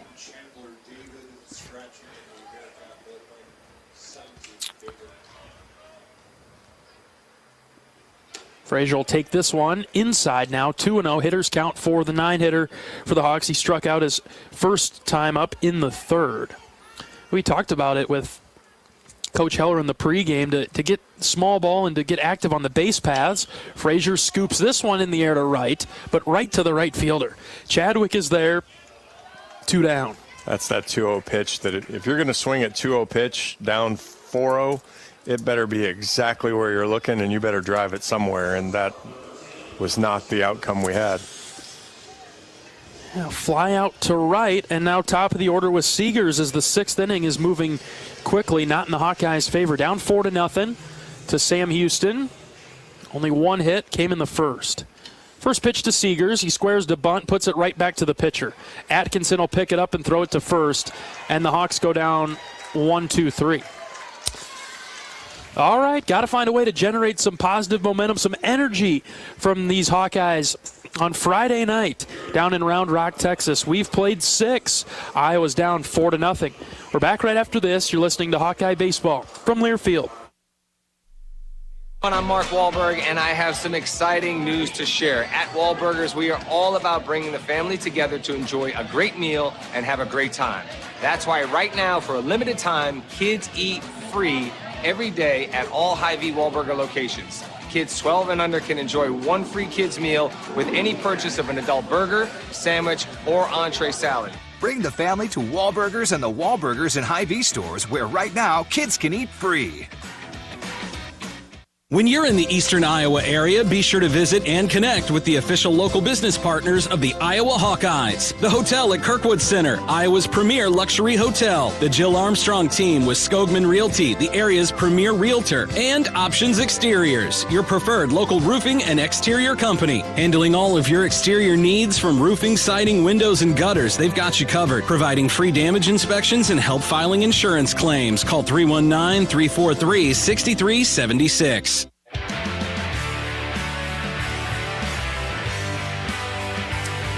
Reaching the late innings in Round Rock, the opening game of the weekend for the Hawkeyes, down to Sam Houston 4-0. Hawkeye defense takes the field once again, along with Keaton Anthony on the mound, firing his final warm-up pitch as we get to the 7th. Sam Houston's got 4 runs on 11 hits, no errors. The Hawks with 0 runs, 1 hit, and no errors. So they're playing clean defense, but offensively haven't come to life yet. Got a little bit of time to work with, but to keep in this game, you got to hold Sam Houston to nothing here in this inning, because they've scored 1 run in each of the last 3 innings. Yeah, I mean, they're 423 on the game. It's 11 hits and 26 at-bats, and even worse for the Hawkeyes, 538 with runners on base. Yeah. So 7 for 13 when they get runners on. So to your point earlier, they've been able to string the hits together, 4 for 9 with runners in scoring position. Contreras is the batter to kick off the inning as he fouls this one sharply down the right field line. 1 ball and a strike to the 3-hitter, also the designated hitter for the Bearcats. He is 0 for 3, however, today. It's important to get this first guy out. Hawks have done that the last couple of innings. Here's a ground ball to DeRiggi. He'll take it himself over to first, 1 away. Good sharp play there from Brennan. I think Contreras, Hawks have done a really nice job on what looks to be a really good hitter, but the other guys have certainly been able to find holes. They got those batters buried in the order, and we were talking about that early on. Maybe Sam Houston's figuring something out about their own team, that maybe 1 through 9, they've got some firepower like the Hawks are hoping to have this year. First pitch to this batter's a base hit right up the middle. So a single for Yannick, the catcher. His 3rd hit of the game. He's 3 for 4. Couple of singles. I'm not sure I like the strategy of trying to wear the catcher out by letting him get hits all the time. It's and again, that one was only a single, but just a good solid rope. I mean, just a couple steps to the second base side of Seegers at short, but he had no chance to make a play on it. And here comes Chadwick, who's been a thorn in the Hawkeyes side this evening, 3 for 3. First pitch from Anthony. Chadwick squares to bunt, pulls it back, and the pitch floats outside, ball 1. Yeah, I'd love to find a way to get him out. And again, with the little baby shift and Tello back at third, a bunt's a pretty good way to get yourself a 4 for 4 day. 1-0 pitch. Runner takes off for second. Ball's inside. Throw down to second. He is out. We got him. What a great play by Moss. Caught the changeup from Anthony. They thought they had a beat on it, and a good gun from Moss to get the out. Great throw down there from Cade Moss, right on the money, and Seegers caught it and swiped it. 2 down now. The 1-1 pitch floats high, 2-1. But there could be the momentum play for Iowa to maybe kickstart things for them, but got to get out of the inning right now. Yeah, finish this one off, get in the dugout, and wake the bats up. 2-1. Slicing foul to the right side. Ricochets off a couple of empty seats over there to the right. 2 balls and 2 strikes. Let's see what Keaton's got to maybe go for a strikeout pitch here. A slicing foul there. He just put a hole in a seat over there. Slicing through the seats. The 2-2 is low and inside. Just missing. Tried to get the changeup. It'll be interesting to see which one Keaton uses as an out pitch right now. I don't really know his patterns yet, so see which one he trusts the most. 3 balls, 2 strikes. Swing and a miss. It's in the dirt. Moss has to throw it down. No, he doesn't. He tagged him as Chadwick almost got away from him there, but Moss applies the tag after the strikeout, and okay, it'll bring the Hawkeye fans to their feet right behind the dugout. It's time to stretch things out here in the 7th. Sam Houston 4, Iowa nothing. Got to get on the board here in the last few innings. You're listening to Hawkeye Baseball from Learfield. Woo! Got my nachos, got my big TV, and my favorite chair. It's game time. But the only thing that would make it a little better is if I could listen to my local broadcasters while watching the game.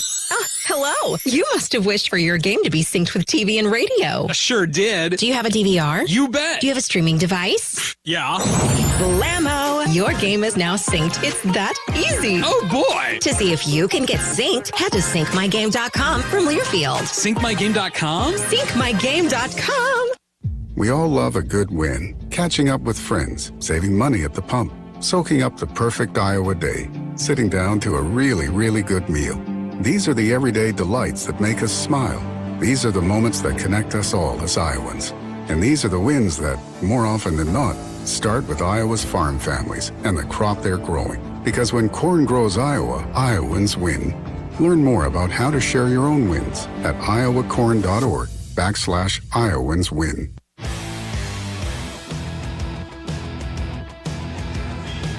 Welcome back to the broadcast booth in Round Rock, Texas. We're at Dell Diamond, the AAA home of the Round Rock Express, the AAA affiliate of the Texas Rangers. Iowa trailing Sam Houston 4-0 in the bottom of the 7th. Well, we're all stretched out. We're ready to go now. And it's the heart of the order for Iowa. We'll start with Raider Tello. Good spot for the Hawks. 2-3-4 with Tello, Anthony, and DeRiggi. Tello has the lone Hawkeye hit today. It came back in the first. Going against Colton Atkinson, the righty, who's been outstanding. Just got to tip your cap so far to the Sam Houston pitcher. First pitch to Tello is fouled back to the screen. Yeah, he hasn't done anything that Iowa didn't know was coming in the scout, so he's just been able to beat him with good stuff. 0-1 pitch to Tello. Called strike on the outside corner, 0-2. And I mean, that was pitch 81, so he's been clean, he's been good. Tello lays off the 0-2, a breaking ball that's in the dirt and away. 1-2. And yeah, it's right now. Any way you can find your way 90 feet from home plate to be a good start. Tello grounds it to the left side. Backhand play by Jefferson. Pops up, throws it across the diamond. Safe at first. He's safe at first. Tello beat it out. A heck of a play by Jefferson in the hole from short. Are they going to review it? Here comes Jay Sirianni, the head coach of the Bearcats. He'll have a conversation with the home plate umpire to see if they're going to review it. And honestly, in the 7th inning at this point, why wouldn't you? You get 2 of them, even if you're wrong. It seems worth it. They are going to review it, so the umpires will move over now to the Left field foul line, and they'll review it. This would be Tello's second hit of the day, Iowa's second hit of the day, and the first leadoff hitter to get on for the Hawks. That sort of goes without saying with the limited amount of hits, but no walks or any free bases really for Iowa today. So to maybe put some pressure on Sam Houston by getting the leadoff man of the inning on presents an opportunity. We're seeing a replay, but it's too far for us to see. I know you've got pretty good eyes, John, but we'll have to rely on the umpires to give us the call. Yeah, I don't. Even when I can see it doing volleyball games and I can see the replay up close, I'm wrong about 70% of the time on these. So we'll let them decide. But gosh, I hate to say it, if they come back out and punch him out, any momentum that Iowa may have just found with the caught stealing and then the perceived single gets blown up pretty quickly. It's going to be very close. I don't think there's any denying that one. So we'll await the umpires who have come out of the little cage over there on the end of the dugout, and they're going to say he's safe. They pointed at him for a long time, I thought he John. was going to punch him out. They just had to build the suspense a little bit, right? When he put the point out, I thought, he's going to punch him out. No. All right, so it's a single for Tello, and he's on first with nobody out in the bottom of the seventh inning. Iowa trailing 4-0. Here's Keaton Anthony. He's 0 for 2. Not too many times we see him up in the seventh inning with just 2 at-bats to his name. First pitch to him in the air, deep right, in the gap, get going. Right fielder's over there, and he makes a sliding catch near the wall for the first out of the inning. Just hung up too long, and the right fielder, Chadwick, could track it down. Not sure why he went for the sliding portion of the catch, but a good play, good hustle. You know, we've seen that a couple times off of Bearcat bats where that ball just kind of keeps slicing back towards the right fielder, and if they don't give up, they can run it down. Well, Anthony's put down, so here comes Deriggi. He's rather 0 for 1. He did walk in the first. Atkinson ready. First pitch to him is low and outside, ball 1. Now, Deriggi's got that opposite field power. The outfield for Sam Houston playing him straight up. No shift anywhere. Tello with the short lead at first inside the cut of the grass. 1 away in the 7th. Atkinson set the 1-0. Flied in the air to the left. Foul and out of play. 1-1. That was off the end of the bat.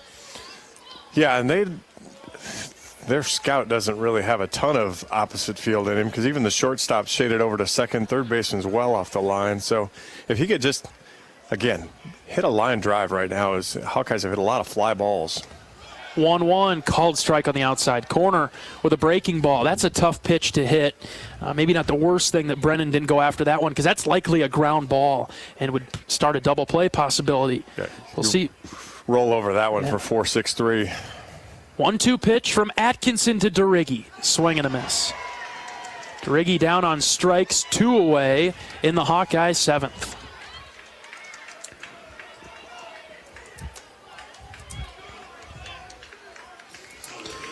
Comes Kyle Huckstorf. He's 0 for 2 this evening. He's usually got some Hawkeye magic in it. Let's get it started in the 7th with 2 away. Runner on first, down 4-0. Atkinson looking in for the sign, not really checking on Tello at all at first. First pitch to Huckstorf. Breaking ball inside, ball 1. It's a good pitch there. You get the fans that say, come on, Blue. The Bearcat crowd is not amused. 1 ball, no strikes with 2 away. Pitch to Huckstorf. That pitch was even more inside, but this time it's a called strike, 1-1. Yeah, that at the very least looked the same and got the call that time, so maybe he found the error of his ways, I guess. Gap in left center if Kyle can hit a rope out there. Check swing, he went around, 1-2. Huckstorf down in the count. Bearcats are fired up over there to the right. Iowa down by 4 in the bottom of the 7th. Well, Atkinson came back there with heat, and he hasn't done that and just fooled Kyle up high. Atkinson's got the sign. The 1-2 pitch to Huckstorf. Kyle stays alive and fends it off to the right. Ooh. That ball ricocheted off the medium deck and came right back off. People down the line there weren't really paying attention about, caught it in the back of the nugget. We'll do it again at 1-2. Here it comes. Just low with a breaking ball. 2 balls, 2 strikes. I don't know how Kyle didn't swing at that one, but good thing he didn't. He stays alive. 2-2. I know Iowa does some eye training with hitters of where the strike zone is, but wow, was that close. Gap in left center if Kyle can expose it. The 2-2. Check swing. He went around. They don't even send it down to first for an appeal. The home plate umpire says he went. And we're through 7 as Huckstorf strikes out. All right, to the 8th we go. Got to keep playing. Iowa down 4-0. You're listening to Hawkeye Baseball from Learfield. We all love a good win. Catching up with friends, saving money at the pump, soaking up the perfect Iowa day, sitting down to a really, really good meal. These are the everyday delights that make us smile. These are the moments that connect us all as Iowans. And these are the wins that, more often than not, start with Iowa's farm families and the crop they're growing. Because when corn grows Iowa, Iowans win. Learn more about how to share your own wins at iowacorn.org/IowansWin. At US Cellular, we think phones are great, but they're not always great for us. Because while they connect us to so much, they can also distract us from, well, us. The us that actually laughs out loud with each other instead of just texting it. That knows being in the same room doesn't always mean being together.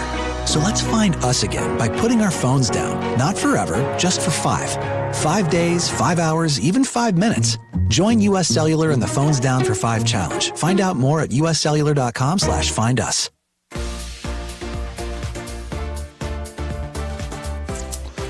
John Evans and John Leo in the broadcast booth at Dell Diamond at the Round Rock Classic down here in Texas. Kicking off the weekend with a matchup with Sam Houston State.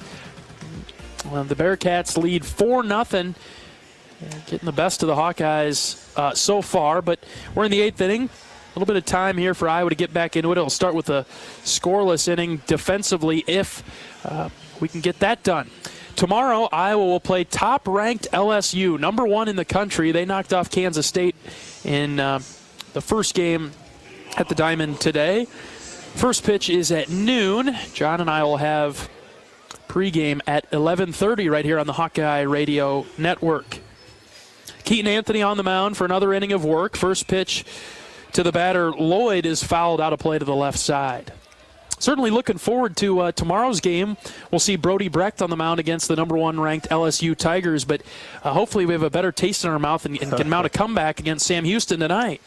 At least build some confidence. The Friday starter now is for LSU is Paul Skeens. If Hawk fans may remember him last year, he pitched against Iowa against Air Force. Put the bunt down, foul there down the third baseline, but.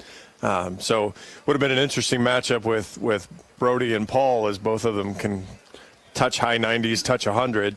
Instead, they get the Iowa will face the left-hander, which will be a completely different look from what they're seeing today with Riley Cooper. But Brody should be Brody had a great first outing. Now let's plug in and see what happens in the second outing. Yeah. Anthony ready with the 1-2. It's on its way to Lloyd. A weak swing, and yes, he went around. Out number 1. Good strikeout there for Anthony to start the inning with 1 away. The brain told him about halfway through he shouldn't be swinging at it, and he couldn't stop. A wave and a miss is kind of what you think of with that one. Comes Tyler Davis, the first baseman. Swings at the first pitch and fouls it to the right off one of the billboards down the line. I noticed that Sam Houston really swinging at the first pitch. We've seen a lot. If it's a strike, they've been aggressive trying to jump on those first pitches. The second one is a called strike on the outside corner, 0-2. I think that comes from when you have a lot of confidence in your approach. I mean, again, it's an old team, and they've got 12 hits. They're comfortable walking up to the plate right now. 0-2 is a breaking ball that misses low. Not sure how Davis laid off that one, but good discipline there. 1-2. Anthony looking for another strikeout. Would be nice to see him get it. Ready with the 1-2. Here it comes. Floats just inside. 2-2. Keaton's tried the changeup twice there. See what he comes back with. Triple up would be pretty impressive here. 2-2 from Anthony. Feels it, deals it. Lined into right and foul. Came back with a 91-mile-an-hour fastball after those couple changeups in the 80s.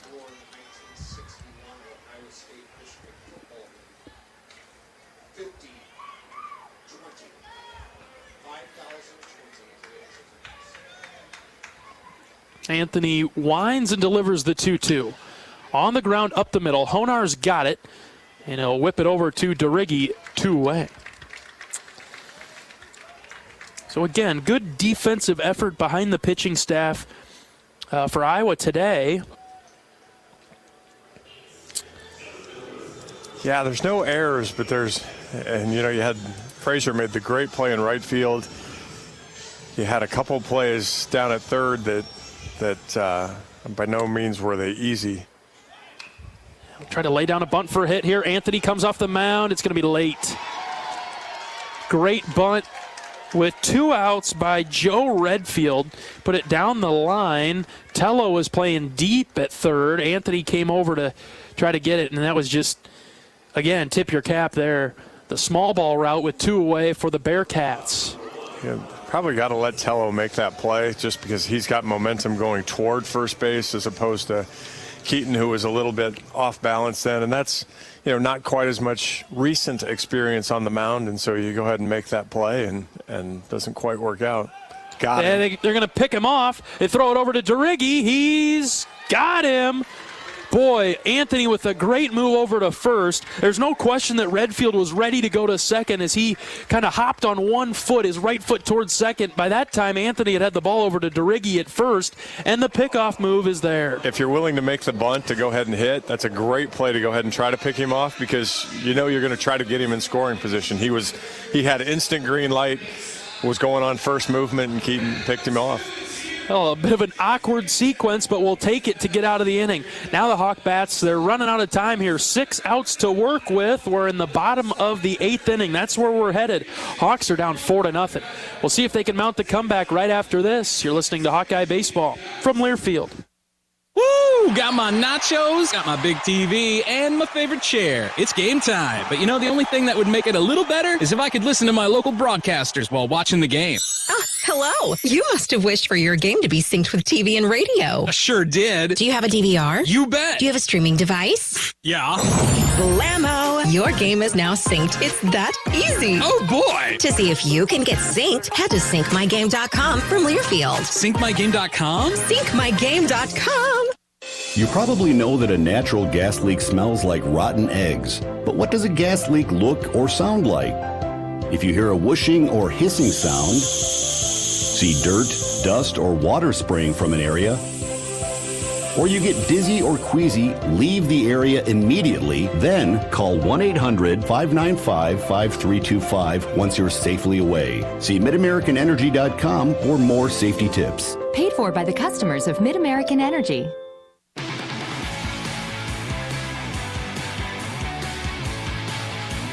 Bottom of the 8th inning, and it's a pitching change as Sam Houston will turn to their bullpen with a 4-0 lead over the Iowa Hawkeyes. Iowa's going to see a new arm, and it will come in the form of Chandler David. He's on the mound for Sam Houston. What's the lowdown on Chandler David, John? Yeah, you got to be careful. They've got a David, a Davis, and another Davis, so you can get out of whack here. But Chandler David's a 6'1", 210-pound junior. As everybody else on the roster, another good Texas kid, but he's 2-0 on the year so far, thrown 5 innings, given up just 3 hits, and struck out 10. So really lively arm. And they've got a couple of those, and so Iowa's gonna have to find a way. Maybe they'll like Chandler's stuff a little bit better, but he's been good so far. Sam Peterson will lead off the inning for Iowa against the new Bearcat pitcher. First pitch to Peterson is inside for a ball. David has sort of a herky-jerky type of windup as he brings it home. The right-hander, ready with the 1-0. This is outside 2-0. So we close the book on Atkinson.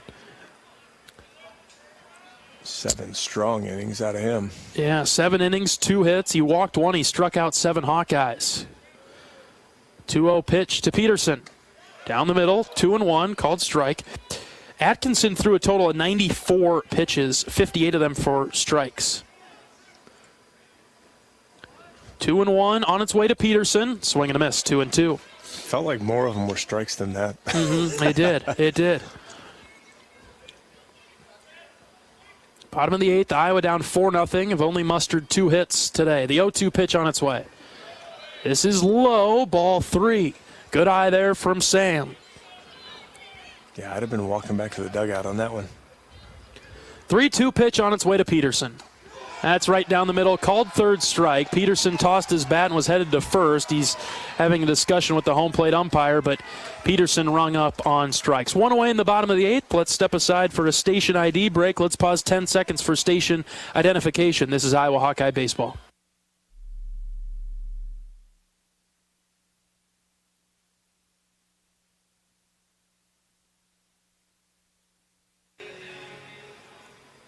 Sam Honar is the batter. He's all eyes on the first pitch that skips in the dirt, 1-0. Sam will try to get things going for the Hawks in the bottom of the 8th, down 4-0. Squares to bunt, pulls it back, 2-0, as the pitcher here has missed the first 2 pitches to Honar. David is now ready. 2-0 pitch. Sam takes this one. Inside corner, called strike, 2-1. Yeah, I mean, that's almost auto take at 2-0, down 4-0 here. Check swing. Home plate umpire will say that he went around. Don't need to send it down to third. 2 balls, 2 strikes. Good high fastball there, and Sam just couldn't lay off. 2-2 on the ground to the left side. Third baseman Wiskowski's got it. He'll throw it over, and a nice catch made by Davis at first. 2 away. We just had a real hard time making them make plays. We're going to have a pinch hitter here with Gable Mitchell. And the Hawks will shake around their lineup a bit. This is in Cade Moss's spot at the catcher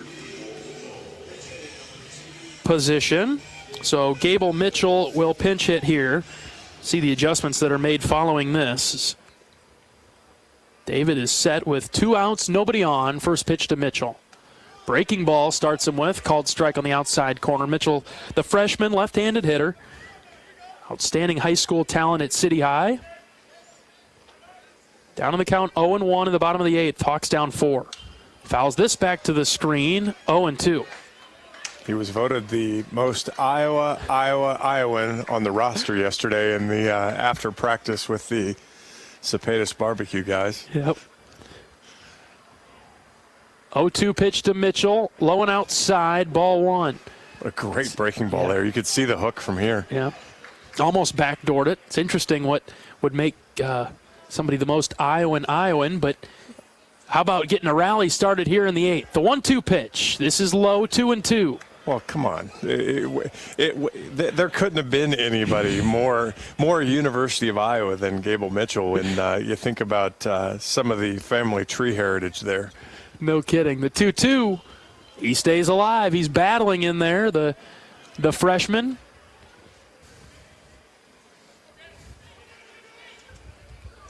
Staying alive, 2 balls, 2 strikes, 2 outs in the bottom of the 8th, trying to get things going for the Hawks, down by 4. The 2-2 on the ground past Coach Heller over there in the third base box. We'll do it again at 2-2. And I know they'd like to find, he's one of those guys where Coach Heller makes the lineup card and then looks at his lineup and goes, God, how do I find a place for him? And it just hasn't quite worked out yet. But I mean, he's a freshman that's one full weekend into his career. He's going to get plenty of at-bats. Hey, right about that. 2-2 on its way. Swing and a miss. Foul tip into the catcher's mitt. The Hawks will go down 1-2-3 in the 8th. They got to hold them in the 9th and then hope for some magic in the bottom half of it. We've played 8 In tonight's game in Round Rock, Sam Houston 4, Iowa nothing. We're back with the 9th right after this. You're listening to Hawkeye Baseball from Learfield. At U.S. Cellular, we think phones are great, but they're not always great for us. Because while they connect us to so much, they can also distract us from, well, us. The us that actually laughs out loud with each other instead of just texting it. That knows being in the same room doesn't always mean being together. So let's find us again by putting our phones down. Not forever, just for 5. 5 days, 5 hours, even 5 minutes. Join U.S. Cellular in the Phones Down for 5 challenge. Find out more at uscellular.com/findus. Knowing that I can make a difference in my patients' lives keeps me motivated every single day. Hi, I'm Dr. Kanya Ferguson at University of Iowa Healthcare. With academic medicine, we see the toughest cases, so we're always innovating. And we bring the best minds together to collaborate, so there's more brain power focused on you. Because that leads to exceptional care for our patients and our community. See how at uihc.org.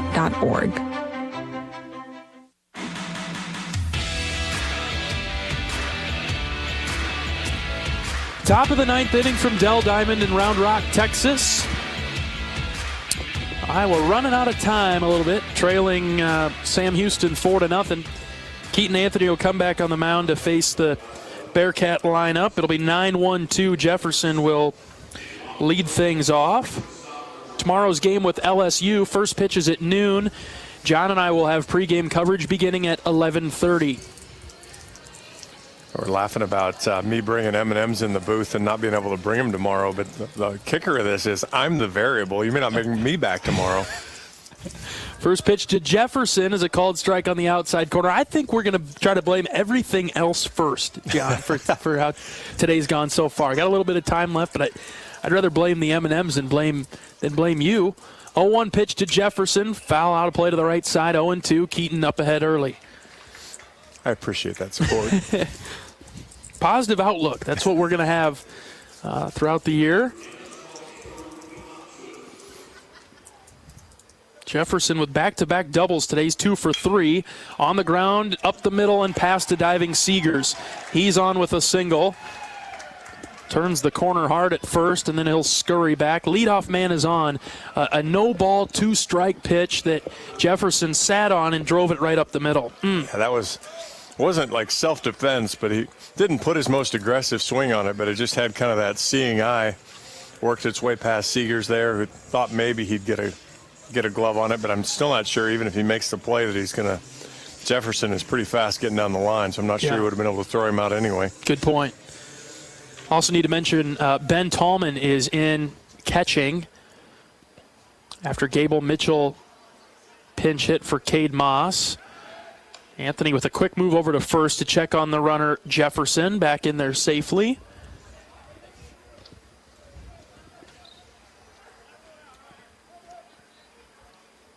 Decent lead at first, gonna have to watch him. Anthony ready, and they'll check on him again. Got my buddy Jacob Henderson down in the bullpen, starting to shake it out and get loose here, just in case Keaton can't finish it out here in the 9th. Check on him again, third time. No luck. Really trying to keep him close with the leadoff man Jefferson getting on a single in the 9th. Anthony will come set, still waiting on the first pitch to Brewster after some time. And now we're ready for it. Here it comes. Curveball outside, 1-0. Brewster today is 0 for 4. A sack bunt in there. Strikeout and a couple of ground outs. 1-0 pitch, again missing outside, 2-0. Yeah, again, Iowa's done a good job with the top of the order. Brewster's 0 for 3. Wyshkowski's 1 for 4, and Contreras is 0 for 4. But boy, they've had a really hard time getting anybody out after that. 2-0, half swing, certainly went around. It's a strike, 2-1. Looking for one of those ground balls. We've been calling for him a couple of times today. It could positive spin on things. 2 balls and a strike. not calling this one on the leadoff hitter. He's got too much speed. Yeah, you're probably right. Here's the pitch, low and in, ball 3. Well, down 4-0. You don't want to give Sam Houston any more runs than they've got. Important to get back into this count. Jefferson with a lead on the cut of the grass. He's opened up his hip a little bit. See if that's a tip. They'll check on him. Might have been. It kind of buckled his knees just a little bit, and he had to hustle back. He dove in there. He might be onto something. We're certainly keeping an eye on him at first. He's got that open hip like he's towards second. 3 balls and a strike. The pitch, laced foul to the right side. Into the concourse area. Full count with nobody out in the 9th inning.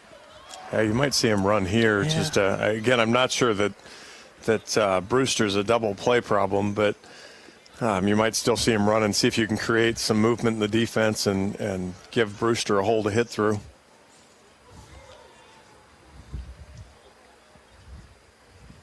Now check on him. Keaton throws it over there. DeRiggi grabs it, but not in time. 3 balls, 2 strikes, nobody out in the top of the 9th inning. Anthony ready, and here's the pitch. Foul to the left side now.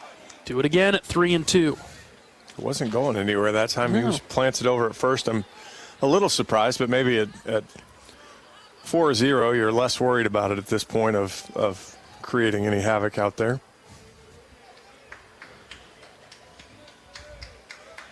See what Anthony can come up with here on the 3-ball, 2-strike pitch to Brewster. Inside, ball 4, almost hit him. And the first 2 batters are on for the Bearcats in the 9th. Coach Heller's on the second to top step. See if he's thinking about making a move. If he takes a walk, Jacob's coming in the game. And Coach Heller goes back down. Now he pops back up and stay with Keaton here. Is flashing signs. Yeah, Ben Tallman will come in front of home plate on the grass and give out signs to the infield. Whatever sign that was pulled Raider Tello at third base even with the bag defensively. Yeah. So Brewster walks after Jefferson singles. Here comes Wischkowski. He squares the bunt, and Anthony misses low and outside. So got to find the strike zone here as Wischkowski will try to get a bunt down, it would appear, in a sacrifice spot. With runners on first and second, nobody out in the Bearcat 9th. Wischkowski squares the bunt, called strike, upper portion of the zone, 1-1. Hawks cut a break there. And they've been, if you can be an aggressive bunting team, the Bearcats certainly have been. They've really taken chances to move runners up, and they kind of bunt for hits first, but swing at this one, and it goes past Tello, but foul down the left field line.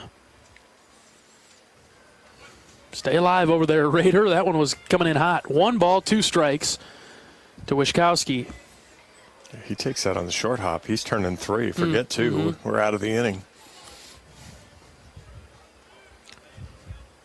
Anthony ready with the 1-2. Checks on the runner at second in the pitch. This is a base hit into left field. Jefferson will be held at third. The bases will be loaded for Sam Houston in the 9th. It's a couple of times in this inning where we've got 2 strikes. And they get a couple of singles on those 2-strike pitches. Yeah, you know, both teams' pitchers have been very good with limiting free bases. But, you know, the one standing there in the middle at second base is a free base, and then 2 2-strike hits. And so, you know, you got to close it out. The Hawkeyes haven't been able to do that, and we're going to get a double switch here, because with Keaton going back into the Keaton will go back into the DH spot, so it probably requires a little bit more explanation than the normal pitching change here. Well, we'll take a pitching change break in the meantime. Sam Houston's got things going with the bases loaded and nobody out in the 9th inning. Bearcats lead the Hawkeyes 4-0. We're back after this pitching change break. Listening to Hawkeye Baseball from Learfield. Hey everyone, I'm Mark Wahlberg, and I have some exciting news to share. At Wahlburgers, we are all about bringing the family together to enjoy a great meal and have a great time. That's why right now, for a limited time, kids eat free every day at all Hy-Vee Wahlburger locations. Kids 12 and under can enjoy one free kids meal with any purchase of an adult burger, sandwich, or entree salad. Bring the family to Wahlburgers and the Wahlburgers and Hy-Vee stores, where right now kids can eat free. You probably know that a natural gas leak smells like rotten eggs, but what does a gas leak look or sound like? If you hear a whooshing or hissing sound, see dirt, dust, or water spraying from an area, or you get dizzy or queasy, leave the area immediately, then call 1-800-595-5325 once you're safely away. See MidAmericanEnergy.com for more safety tips. Paid for by the customers of Mid-American Energy.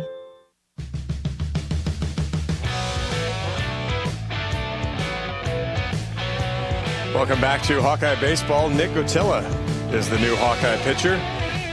Davenport product by way of Central Florida. Made his Hawkeye debut last week.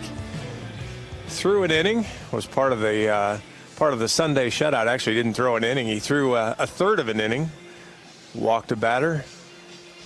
He'll be back in. He'll try to get Keaton Anthony out of a little bit of a mess here. Keaton's line. Get it pulled up here.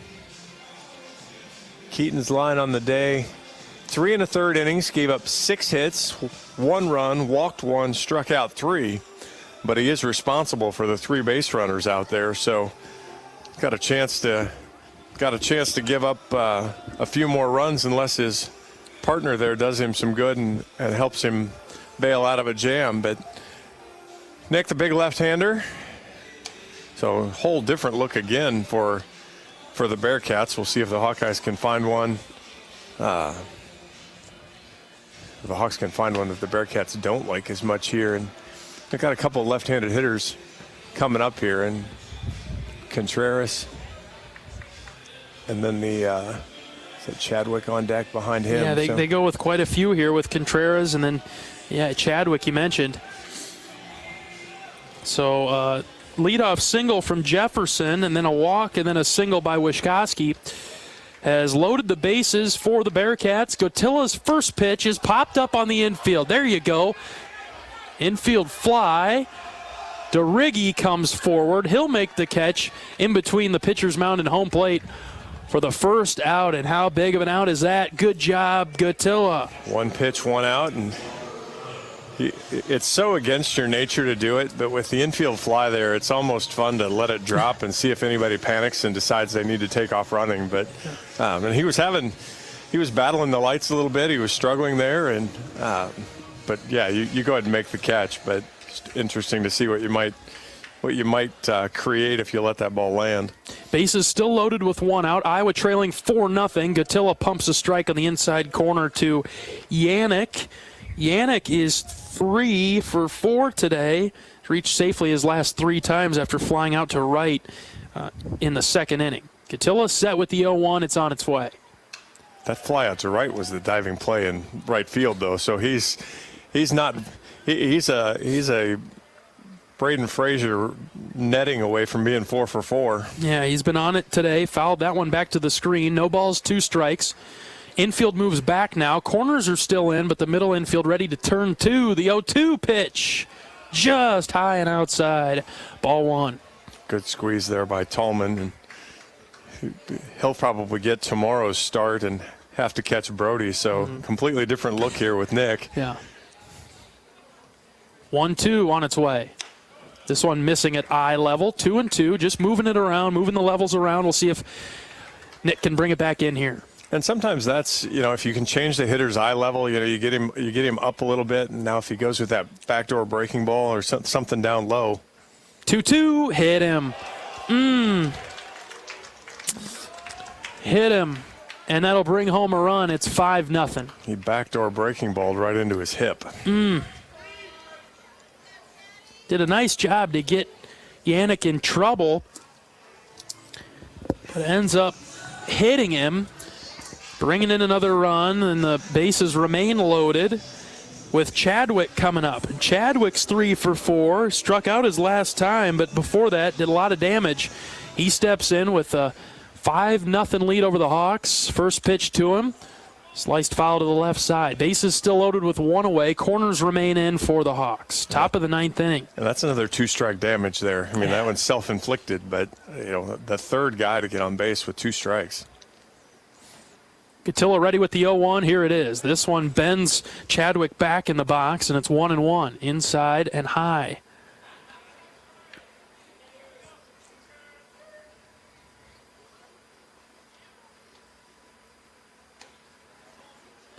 Cotillo misses outside this time. 2-1. Yeah, just looking 0-2, 3-2, 1-2. First pitch pop up, and then 2-1 misses high and tight. 3-1. No place to put him here for Cotillo. Chadwick's been a good hitter today, so falling behind dangerous here. You're going to have to take a nice pitch from Cotillo to get back into this one. 3 balls and a strike with 1 away in the 9th. Bases are loaded. The pitch. Fouled out a play to the left side. Good job there by Nick to hit a fastball in that outside corner. Yeah, this is a pretty big pitch here, because you got, we're into the part of the order that have done a ton of damage. So rolling 2 here, anything to get out of this mess. 3-2, fouled to the same spot over there to the left. Nice battle we've got going here. Cotillo versus Chadwick.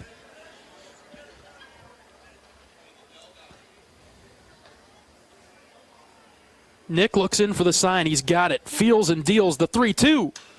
Fouled off again. Umpire needs baseballs now. Yeah, he's all out.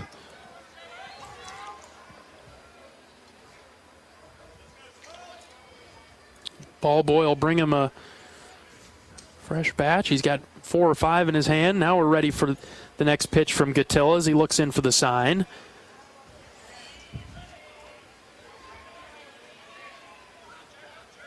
Set with the 3-2. Here it comes. Check swing outside, ball 4. Just off the plate, Cotillo walks in a run. The Bearcats have another. They're up 6-0. Like I said, we've done a nice job of, just 1 free base before this. No errors, just 1 walk, and now 2 walks and a hit batter in this inning. And obviously with your own bat struggling, freebies are going to come back and make this hill really big. First pitch to Lloyd is a called strike on the outside corner. Yeah, one thing he couldn't afford coming into the 9th was giving him any more. No balls and a strike to Lloyd. The pitch. This is low and outside. Tallman does a nice job to block that one away. 1-1. Bases still loaded with 1 out. Yeah, both of those runs still go to Anthony. He's still on the hook for the runner at third as well. Cotillo looking for a ground ball if he can get it.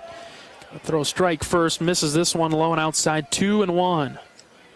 Yeah, he's definitely trying to sweep to that outside corner, stay down in the zone, see if he can get him to just kind of poke a ground ball. But so far, Lloyd hasn't been engaged in the plan. 2-1 on its way home. On the ground to the right side, DeRiggi grabs it. He throws it home for 1. Back to first, not in time, but a good job there from DeRiggi to make that throw home for the force out. 2 away, bases still loaded in the Sam Houston 9th. That's got to be one of the toughest throws in all of baseball, is anytime you get a force at home, you see it not executed properly so many times, John. Yeah, they did a good job there. A lot of times you see, it's just not a normal throw. And so, you come off, you pull the catcher off because then he's not used to holding his foot on the plate, can't really feel it. Almost would have preferred to see DeRiggi go to second and see if they could turn a 3-6-3. Mm-hmm. Here's Tyler Davis, swings through a fastball, and that one goes off a Tallman. He's shaken up behind the plate, removes his mask, And the umpire will go out and hand deliver the ball to Gatilla to buy Tallman some time to recover. That is good quality work on the umpire there, and he's not even hustling back either. That's give Ben a second to regroup, and obviously the umpires take those same balls every once in a while like the catchers do, and he's taking his time now, using his foot to sweep off the blade. Yeah. Bases loaded for the Bearcats. They're up 6-0 in the top of the ninth. 2 away. The 0-1 pitch is outside, ball 1.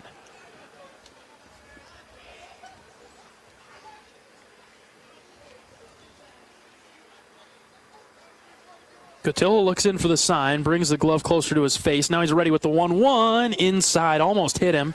2-1. Yeah, he's just having a little bit of trouble when he tries to go to the third base side of home plate. He's really been missing well into the box, whether it's a left-handed or right-handed hitter. 2-1, hit on the ground to short. Seegers backhands it. Long throw across to DeRiggi for the third out of the inning. And the Hawks limit the damage to just 2 runs in the top of the ninth. Last chance for the Hawks coming up right after this. It's Sam Houston 6, Iowa nothing. You're listening to Hawkeye Baseball from Learfield.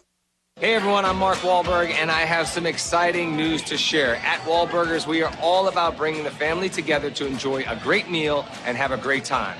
That's why right now, for a limited time, kids eat free every day at all Hy-Vee Wahlburger locations. Kids 12 and under can enjoy 1 free kids meal with any purchase of an adult burger, sandwich, or entree salad. Bring the family to Wahlburgers and the Wahlburgers and Hy-Vee stores, where right now kids can eat free. At Mid-American Energy, we want to help keep you safe around power lines and electrical equipment. Always assume a power line is energized, even if it's on the ground. To avoid the risk of an accidental shock or electrocution, avoid touching a power line with anything. And when you see high voltage warnings on transformers and substations, stay away. We care about you and your safety. Get more tips at midamericanenergy.com. Paid for by the customers of Mid-American Energy.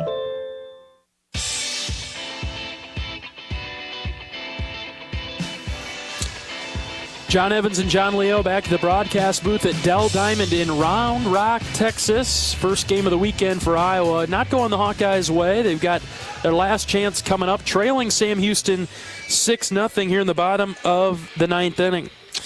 When corn grows fuel, Iowans win. Ethanol is a renewable fuel that's better for our environment, our health, and our wallets. Share your winning moments using hashtag IowansWin, and you could win even more from Iowa corn. All right, 9-1-2 for the Hawks. Last chance, down by 6. They've only mustered 2 hits this evening. Braden Frazier will lead things off. And the first pitch to him from David is a ball low. We're going to score a touchdown. I can feel it. We're about due for one of those. I think a lot of football fans would say the same. 1-0 pitch is a called strike at the knees, 1-1. Yeah, how you doing without football? You into the USFL that's going on right now? I haven't watched any of that yet. Nope. 1-1 to Frazier, another called strike. This one's low, and Braden didn't quite care for the call, but he's down in the count now, 1-2. Yeah, Hawkeye hitters haven't liked the strike zone, but I haven't seen anything really egregious. Check swing, they'll send it down to first. No, Braden did not go. He held up nicely. 2-2 now. Well, it's been consistent the whole game. That's that's the point of the deal. 2 balls and 2 strikes to the right fielder for the Hawks. Here's the pitch. Check swing. No send down. They missed just outside. Whew, that was close. Yeah, forget the swing. Maybe just a hair low, but that was again, I can't say enough about how well the Bearcat pitchers have done locating. I mean, they've been around the plate, and when they've missed, it almost feels like it's intentional. You know, they're trying to change eye line and get different looks. Try to get the leadoff man on for the Hawks in the bottom of the ninth. The 3-2 to Frazier. This one is inside, ball 4. Yeah. I don't know where it missed, but we'll take it. We're glad it missed. I like how you said that with a question mark, because I was kind of the same way. Inside, maybe a touch low, but Petey thought he was going to walk on a pitch that looked very similar. Frazier, when he dropped the bat, I wasn't going to be terribly surprised if he got called back too, but here we go. Let's get started now. All right, the leadoff man is on for the Hawks in the bottom of the ninth, trailing 6-0. Frazier stands at first, top of the order in Michael Seegers. First pitch to Michael. Breaking ball, this one misses high. Good discipline there from Siegs, and it's 1-0. Michael is probably, I don't have numbers to back it up, just feel, but he does a good job working counts a lot of times and squares to bunt there, pulls it back, called strike, high in the zone.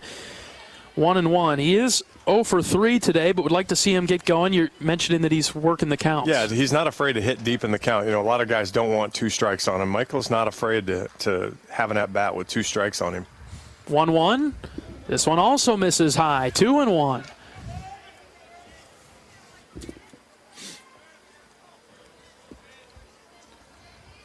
There's no 6-run home runs. You might as well just keep chipping away. That's what the Hawks are. Walk, singles, all this. 2-1 pitch to Seegers. Outside corner, called strike. I think that little two-seam action maybe bent back in on that outside corner. 2-2 now to Michael.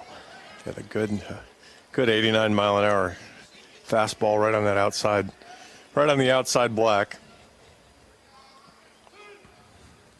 2-2. Michael fouls it back. Line drive to the screen. We'll be back here tomorrow. Quick turnaround for the Hawks with first pitch against top-ranked LSU at noon. Pre-game coverage will begin at 11:30 on the Hawkeye Radio Network. 2-2 pitch to Seegers. Fouled back again. He's staying alive. Yeah, if the comeback fails here, they won't have a lot of time to feel sorry for themselves. But the noon game, the opponent, both things to say, hey, wake up, come to play. Don't have any other option if Iowa can't turn it around in the 9th this evening. The 2-2 on its way, swing and a miss. Seegers chased a breaking ball up and in, and he is the first out of the 9th. Good variety of pitches. You know, Seegers had fouled off a couple pitches. He tried the fastball, tried the slider. Went back to kind of it wasn't even a great curveball, but it was just different enough that got Michael to chase it up high, what should have been ball 3. Here comes Raider Tello. First pitch to Raider is a called strike on the inside corner as he watches it go by. He's got the only Hawkeye hits today, a pair of singles. One in the first, one in the 7th. Iowa being out hit by Sam Houston 15-2. Down 6-0 in the 9th. Tello takes this one. Breaking ball, called strike on the inside corner once again. That one looped in at 78 miles an hour. A little bit different than the high 80s that we just saw. Yeah, he's got and it's got a lot of action, a lot of sweeping movement. You can get on your wrong foot. And called third strike on the outside corner. The 0-2 fastball. Tello's got a few words for the home plate umpire. Other than good call, sir, I'm not sure what he's going to argue there. That again, he's called that outside corner. There was nothing new there. Just no adjustment, especially with 2 strikes, no adjustment from the Hawkeye hitters at all on that one. Hawks are down to their last chance now, down 6-0. Here's Keaton Anthony. First pitch to Keaton is a strike down the middle. Frazier walked to lead off the 9th, but back-to-back strikeouts from Chandler David. He's working quickly now. Frazier stands at first. Small lead. 0-1 pitch on its way to Anthony. Breaking ball, called strike. Down the heart of the plate, 0-2. Just a reminder, too, we could have Coach Sutherland pop up in a little post-game after this. He's always entertaining. 0-2 to Anthony. Check swing. Did he hold the hands back? Yes. He's all right. 1-2 now. And Coach Sutherland will join us at the end of our post game. We'll go over, we'll recap the game and go through our highlights, which as it stands right now are all defensive. 1 ball, 2 strikes with 2 outs to Anthony in the bottom of the 9th. Here's the pitch. This one's crushed in the air, deep to right, tailing, and just foul. Keaton wanted that to stay fair, but the wind helped guide that one foul. It'll stay 1-2, a long foul ball there. He called it fair, but unfortunately the first base umpire didn't have a good view of Keaton's view and was sitting right on the line. Just missed. Might have got it up in the Cody pool up there, which there is nobody using tonight. It's a little spot for group sales to go hang out over there. During the warmer weather, it's about 40 degrees tonight. It will warm up a bit tomorrow. 1-2 pitch on its way to Anthony. Fouled back to the screen. Keaton staying alive as the last chance for the Hawks. Down in the count with 2 outs. Bottom 9. Curveball coming, Keaton. Just tried to sneak the fastball past him. Couldn't. Saw the fastball get ridden out to right field. Curveball. See if we're ready for it. Here's the pitch. This one's in the air to center, charging forward, but dropping in front of him. Another base hit for the Hawks, their third of the game. This is Anthony with a 2-out single to keep things alive. And Keaton was ready. It was that 79-mile-an-hour breaking ball. Same thing he's thrown. It was right across the heart of the plate. Keaton tracked it the whole way, and fortunately it dipped in front of the center fielder. It looked like he might try to make a play on it, and then thought better with the big lead of just keeping it in front of him and live to fight another at-bat. Here comes DeRiggi now. He's 0 for 2 today. Walked in the first. Struck out his last time in the 7th. First pitch to him. Breaking ball, called strike. Nice pitch to start the at-bat for Sam Houston's David. Counts 0-1. Runners on first and second. See if we could build some positive momentum into tomorrow's matchup with top-ranked LSU. 0-1 pitch. DeRiggi holds off. Pitch misses outside. You'd just like to break the Texas shutout, if nothing else. You know, give your hitters some confidence that, okay, hey, we hit the barrel a couple times here. Wasn't a great day for us, but we ended on a positive note in an otherwise negative day. 1-1 to DeRiggi, swing and a miss. 1 ball, 2 strikes. Dig out of a hole here to keep the Hawks alive. DeRiggi can do it. 1 ball, 2 strikes, and 2 outs. Backdoor curveball. To protect with 2 strikes. That pitch is on its way. Swing and a miss. DeRiggi goes down, and that'll do it. The Hawks are shut out in their first game of the Round Rock Classic. Sam Houston, they take it 6-0. The Hawks could only muster 3 hits this evening. And the Bearcats hand the Hawkeyes their first loss of the season. Iowa drops to 3-1. Sam Houston improves to 4-2. John, just your initial thoughts on today's game. You know, we listened to the scout this morning. They talked a lot about, you know, it was going to be small ball. It was going to be tough. And, you know, obviously 15 hits for the Bearcats, but we're able to string them together. You know, they really got them in bunches, and Iowa just couldn't muster anything. Didn't really have good at bats, and the Bearcat pitchers really dominated the day. Iowa held to just a few hits, just 3, and can't push across any runs. And Sam Houston just chipped away with a few nice at bats throughout the day, and they put up 6. We'll enter postgame. We'll give you a recap of the game, a few of the highlights from the Hawkeyes side. We'll talk with associate head coach Marty Sutherland coming up right after this. Sam Houston wins at 6-0. We're back with postgame following this break. You're listening to Hawkeye Baseball from Learfield. At Oak Knoll, our mission is to provide exceptional retirement living and health services through life care. I'm Steve Rowe, Executive Director. We are a not-for-profit life plan community and have served Iowa City for more than 55 years. Our team helps residents create home by living our values of caring, respect, enthusiasm, awareness, teamwork, and encouragement. If you're looking at retirement options, visit our website at oakknoll.com. We want you to lead life your way. Go Hawks! At US Cellular, we think phones are great, but they're not always great for us. Because while they connect us to so much, they can also distract us from, well, us. The us that actually laughs out loud with each other instead of just texting it. That knows being in the same room doesn't always mean being together.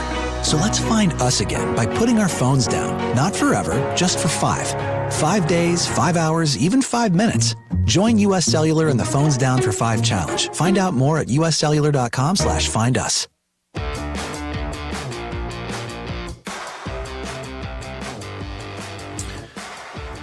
Sam Houston hands Iowa their first loss of the 2023 season. The Bearcats knock off the Hawkeyes 6-0. Sam Houston had 6 runs on 15 hits, no errors. The Hawks with nothing in the run category. They only had 3 hits, 2 of which came late in the game. No errors for the Hawkeyes defensively. Colton Atkinson gets the win for the Bearcats. Atkinson, he was stellar on the mound for Sam Houston. He threw 7 innings, gave up 2 hits, 1 walk. He struck out 7. Chandler David came in relief to close the game. 2 innings, 1 hit, 1 walk. He struck out 5. The Hawks struck out 12 times today. Ty Langenberg issued the loss. He's now 0-1 on the season. Ty threw 4 2/3 innings, gave up 9 hits, 3 earned runs, 1 walk. He struck out 6. Keaton Anthony came out of the bullpen, 3 1/3 innings pitched, 6 hits, 3 earned, walked 1, struck out 3. Nick Gatilla came in at the end, threw 1 inning. He walked 1 and he hit 1 batter. Iowa offensively just didn't have enough going for them today. They were 3 of 29 at the plate. Raider Tello had 2 of the 3 hits. Keaton Anthony had 1. Everybody else was 0 for the Hawks. Seegers, DeRiggi, Hucksdorf, Peterson, Honar, Moss, Mitchell, and Frazier. Couldn't quite get it done today for the Hawks. And Sam Houston, they chipped away. As we look, Sam Houston scored 1 in the second, 1 in the fourth, 1 in the fifth, 1 in the sixth, and 2 in the ninth. Let's go over some of the highlights of today's game. All defensive highlights for the Hawks. Started things off in the second. Sam Houston was at the plate trying to get things started to lead off their second inning when Walker Yannick drove 1 to right, but it was Braden Frazier there to save the day. Departed. This one's lifted in the air in trouble. Deep right center gap. Moving over and diving for it. Did he catch that? He did. Braden Frazier, he got it! What a catch! A diving grab towards the wall. He landed on the track in right center, and Frazier robs the Bearcats of extra bases. A couple of quick pitching moves from the pitcher's mound over to first base caught the Bearcats sleeping over at first. The first one came in the 7th inning when Yannick was picked off of first base. A bunt's a pretty good way to get yourself a 4-for-4 day. 1-0 pitch. Runner takes off for second. Ball's inside. Throw down to second. He is out. We got him. And later in the 8th inning, a move from the pitcher's mound over to first, got another Bearcat runner picked off first base. Got him. They're going to pick him off. They throw it over to DeRiggi. He's got him. Boy, Anthony with a great move over to first. There's no question that Redfield was ready to go to second as he kind of hopped on 1 foot, his right foot towards second. By that time, Anthony had the ball over to DeRiggi at first, and the pickoff move is there. And then in the 9th inning, with the bases loaded for Sam Houston, the Hawks make another defensive play to cut down a runner at home. 2-1 on its way home. On the ground to the right side, DeRiggi grabs it, he throws it home for 1, back to first, not in time, but a good job there from DeRiggi to make that throw home for the force out. All defensive highlights today for the Hawkeyes. Couldn't muster up any runs. Sam Houston wins it 6-0. We'll take our final break and we'll wrap things up when we come back right after this. You're listening to Hawkeye Baseball from Learfield. At US Cellular, we think phones are great, but they're not always great for us. Because while they connect us to so much, they can also distract us from, well, us. The us that actually laughs out loud with each other instead of just texting it. That knows being in the same room doesn't always mean being together. So let's find us again by putting our phones down. Not forever, just for 5. 5 days, 5 hours, even 5 minutes. Join US Cellular in the Phones Down for 5 challenge. Find out more at uscellular.com/findus. After a cancer diagnosis, it's natural to want to start treatment right away. But first, get a second opinion from a team that specializes in your cancer. I'm Dr. George Weiner, Director of University of Iowa Holden Comprehensive Cancer Center. Before you start treatment, you deserve to be confident you have the right diagnosis and know every option available to you. So whether it's with us or somewhere else, get a second opinion. It can change your care and your life.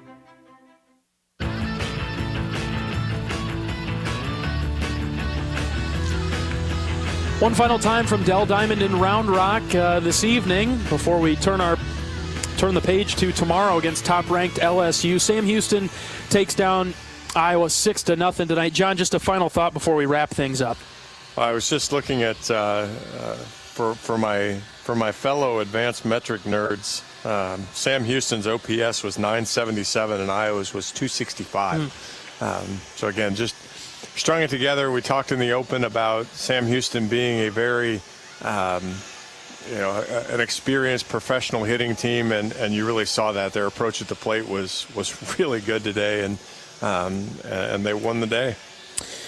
Well, we'll have to turn the page quickly now. Looking forward to closing the book on this one. Just not the Hawks' day, and we'll get another one tomorrow, Saturday at noon. Pre-game coverage starts at 11:30 against top-ranked LSU. We're looking forward to that one already, aren't we, John? Yeah, and that's the beauty of baseball, and unless you lose the last game of the series, you're coming back pretty quick to play another one. And so, being back here at noon, we'll be, and probably we'll be back here in about 12 hours with the way the scheduling works. So, we'll be right back in the ballpark, and we'll get a chance. We'll get a chance to put a pretty good notch in the belt if we could steal one tomorrow. All right, great stuff today, John. We'll do it again tomorrow. Yes, sir. All right, Sam Houston wins this one 6-0. For all of our listeners out there in Hawkeye Nation, we'll be back with you tomorrow. Pre-game coverage at 11:30. First pitch at noon against the top-ranked LSU Tigers from Baton Rouge. Thank you to our great board op down in Jeff City. Michael, great job today. You're a champ. Appreciate it. And we'll talk to you again soon. All right, Sam Houston wins it 6-0. For John Evans, I'm John Leo saying so long from Dell Diamond. We'll talk to you tomorrow with pregame coverage at 11:30. First pitch at noon against LSU. So long, everybody. Have a great rest of your night. Hawkeye Baseball has been brought to you by Homewood and Home 2 Suites, preferred hotel of the Hawkeye Radio Network, Iowa's corn farmers of the Iowa Corn Growers Association, and the Iowa Corn Promotion Board. When corn grows Iowa, Iowans win. Oak Knoll, an active life care community. University of Iowa Healthcare, changing medicine, changing lives. And by Wimmer's Meats, the official hot dog of the Hawkeyes. The preceding has been a Learfield presentation on the Hawkeye Sports Network.